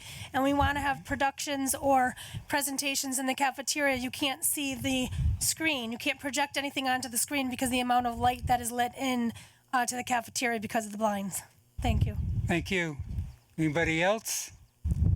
Questions, comments, thoughts? Seeing none, we're going to vote on the motion for Article 36. Needs a simple majority. All in favor, please indicate by saying aye. Opposed, please indicate by saying nay. It passes by majority. Article 37, can I have a motion, please? Mr. Moderator, I move that the town transfer $28,875 from free cash to the Highway Department MS4 Stormwater Management Permit account to fund the mandated permit requirements for state federal compliance in FY fiscal year 22. Motion made. Do I hear a second? Second. Who would like to speak on this?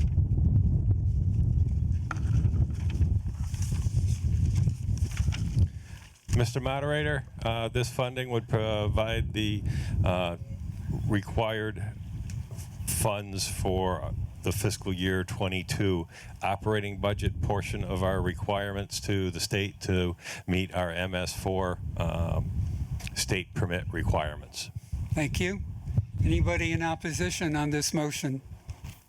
Any comments, questions? Hey, we got somebody from the cheap seats in the back here. Stephen Johnson, Walcott Road. Inasmuch as this is another state mandate, inescapable expense, I'd like to hear further elaboration why it wasn't part of the general budget that we passed earlier. It seems all too easy to keep appropriating free cash for things that weren't accommodated in the base budget. Thank you. We can't dodge it. We got to pay for it. We can't dodge it, and that's true. We have to pay for it, but we have looked at the particular operating portion of this to meet the requirements as being front load over a period of years. This being the third year of it, and it's diminishing each year. So while it may continue to go on and be a part of our operating budget in the future, the first 3 years or 4 years of it had a higher than normal cost to it. So we've looked to use the free cash to fund those higher than normal years. Great. That answer your question? Super. Anybody in opposition? Any questions, thoughts, comments? Simple majority, seeing none, all in favor of the motion, Article 37, please indicate by saying aye.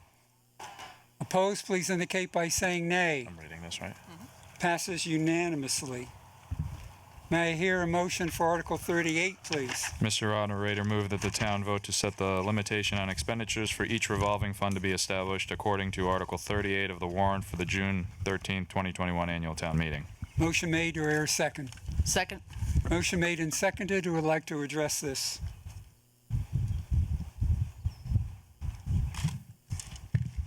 Mr. Moderator, every year by state statute, we have to renew the spending amounts of the revolving funds. So that's why it's here as an article, and there's been no changes from last year's approvals. Thank you. Anyone in opposition? Any comments, any questions, thoughts? Seeing none, we'll vote on the motion for Article 38. All in favor, please indicate by saying aye. Opposed, please indicate by saying nay. Unanimous. May I hear a motion for Article 39, please? I know, but is CPC gonna? I'm just curious if CPC will actually present these. I'm happy to. Thank you. Bob, you want to read the motion? Prearranged, thanks. Bob Koza, member of the CPC. A little louder, Bob. Bob Koza, member of the CPC. Move that the town vote to hear and act upon the report of the Community Preservation Committee for the fiscal year 2022 and to allocate sums of money from the Community Preservation Fund as presented in Article 39 of the warrant of June 12, 2021 annual town meeting. Motion made, do I hear a second? Second. Motion made and seconded. Who would like to address this? Bob? This is basically a administrative transfer of the fiscal 22 contribution that the town has that is part of the 3% tax over and above $100,000 valuation. So this allocates into each of the three categories the state required amount and also allocates into an administrative fund for administrative costs. Thank you. Anyone in opposition? Any comments, thoughts, questions?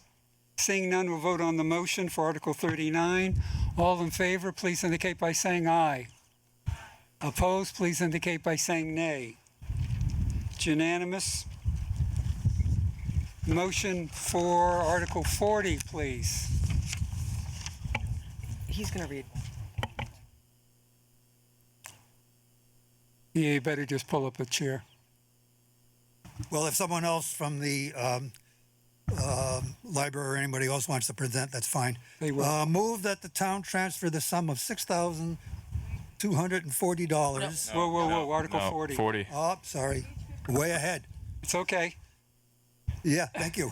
We'll get there. We're on the home stretch. Move that the town transfer the sum of $3,500 from community preservation funds to open space to support their educational program, Barnes Aquifer Pamphlet Project, said funds to be transferred from community preservation surcharges open space account. Motion made, or here a second? Second. Motion made and second. Who would like to talk on this? Bob? Oh, good. Charlie McDonald, 45 Rattle Hill Road. I'm a member of the Open Space A Committee. little louder, Charlie. I'm a member of the Open Space Committee, and this pamphlet is based on an educational pamphlet. It will contain information about best practices on what you do with household materials when you dispose of them. The overall objective is to maintain the quality of the water in the Barnes Aquifer, and it will be in the form of a pamphlet that will have on one side these best practices. On the other side, there'll be a map of Southampton alone, and it'll show where the Barnes Aquifer is and some of the major sites in the town, like the school and the town hall. So it'll be an information pamphlet, and we are going to spend that money primarily for printing and design and postage, because we're intending to send something to every resident at approximately the weight of a business card through the mail. And we got support from PVPC to develop that map, and they'd like to extend this project to Easthampton and Westfield and come up with a similar designed pamphlet. Thank you. So we appreciate your support. Thank you. Anyone in opposition? Any comments, questions?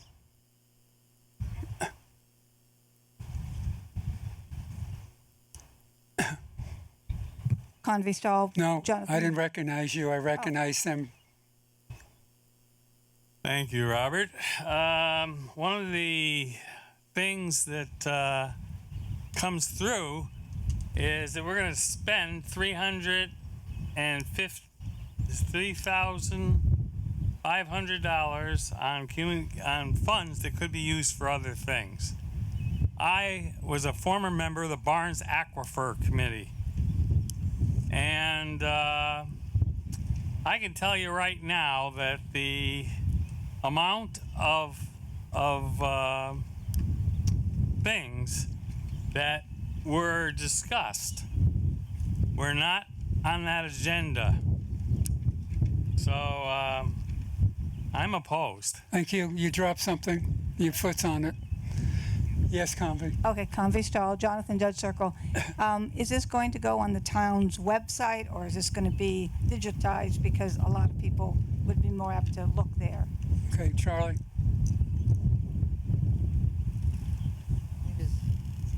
It is actually on the website, but it's buried in the health department. And the object here is to increase awareness of the issues, because frequently, I'm a refugee of the Conservation Commission, frequently people are not aware of what they should do. And it would be particularly for household waste. And it would be particularly relevant to have this brochure so that the real estate agents can inform would-be purchasers of property in town how they should address the aquifer is so critical to the needs of this community. Thank you. Daniel LaValle, 17 Glendale Road. I would like to speak in support of this. The thing I want to point out is how important our water is and how great our water quality is right now. And it's great because we want to continue to have it be great, because we are going to provide education to our residents, and through that education, hopefully we'll be passing on to future generations a similar quality of water, because that's a goal of mine. Thank you. Did that answer your question, by the way, Convy? Good. Okay, I didn't ask you. My bad. I'd like to ask everyone. Any questions? Any comments? Thoughts? We're going to vote on the motion for Article 40. All in favor, please indicate by saying aye. Opposed, please indicate by saying nay. It's unanimous. Article 41. Can I have a motion? Mr. Moderator, I move that the town transfer the sum of $50,000. Hold on, Matt. All right. The CPA, Bob, go ahead. No, this is CPA, so we have CPA do it. It's what we do every year. Mr. Moderator, move that the town transfer the sum of $50,000 from the Community Preservation Funds to the Conservation Commission for the required 50% town match for a Mass Trails grant for Phase 2 for continuing improvement of the areas of the Manhan Meadows Sanctuary Trail System. Said funds to be transferred from Community Preservation Surcharges undesignated account. This transfer is contingent upon receiving of the Mass Trails grant. Who would like to speak on this? Bob? You will, I'm sorry, Diane. Second. Or second? Second, great. Diana Fetterman, Birchwood Drive, Associate Member of the Conservation Commission. We are lucky here in Southampton to have a 50-acre forest, river, and trail right in the center of town with the Manhan Meadows Sanctuary, and it's accessible from East Street and Brickyard Road Extension. We're also lucky that we got last year a Mass Trails State grant, community preservation funds, and donations to improve that trail, work that's now underway. The second phase of that project is what this article is about. It's to replace the bridge across the Manhan River, which runs through the sanctuary. About 30 years ago, local Boy Scouts built the current suspension bridge that served well for so long, but has deteriorated in recent years. It's tilting toward the water, and it feels very precarious, especially for younger children and for many seniors. So the Conservation Commission applied for another Mass Trails grant. It would be a 3-foot wide, 70 to 75 foot long, custom fiberglass bridge to connect both sides of the trail. The bridge would have 42-inch high railings, a non-slip deck, and secure anchoring that complies with updated regulations. It would require minimal assembly, last for at least 50 to 70 years, and be low maintenance. You may have seen photos of the current and new bridges on a handout when you came in. The total cost of the bridge with delivery and labor is $98,755. The grant would provide $50,000 and the community preservation a match of $50,000. So your vote for Article 41 will help to provide a safe, strong, durable bridge that will be more accessible for many residents. It would be an investment in a special recreational asset that we're lucky to have in the heart of town. Thank you for your support. Thank you. Anyone want to speak in opposition?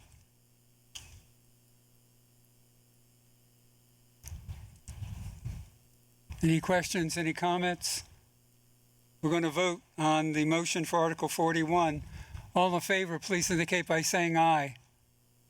Opposed, please indicate by saying nay. It's unanimous. And my pen ran out of ink. Just in time. We would have to adjourn anyway. Sorry, I know. Motion for Article 42, please. Thank you.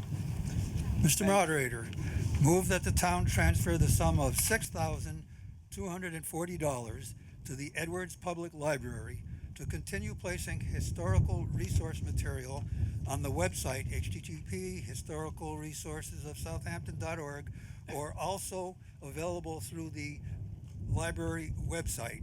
Said funds would be transferred from Community Preservation Surcharges Historical Preservation account. Motion made. Do I hear a second? Second. Who would like to present on this, please?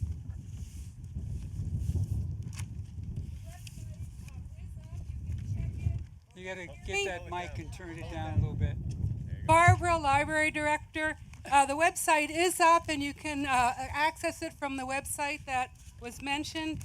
You'll find cemetery records, church records, House Brothers photographs. So this grant would be to add to that. It would Southampton in the Wars, Town Life, Old Home Days, clubs, canal pictures, and more. So it'll be 2 more years of adding more to this website. And the library does host the website, but this grant would add material to it. Please check the website out. Thank you. Anyone want to speak in opposition? Comments, questions? Seeing none, we'll vote on the motion for Article 42. All in favor, please indicate by saying aye. Opposed, please indicate by saying nay. Passes unanimously. That wraps up our business for the morning and afternoon. You've been such a Mr. delight. Moderator, Thank you. I move to adjourn. No, we don't adjourn the town meetings. We don't. We dissolve. Motion to dissolve. Motion to dissolve. Motion to dissolve. Do I hear a second? Second. All in favor? Opposed? This annual town meeting is hereby dissolved. Safe home. Be careful. Thank you. You've been great.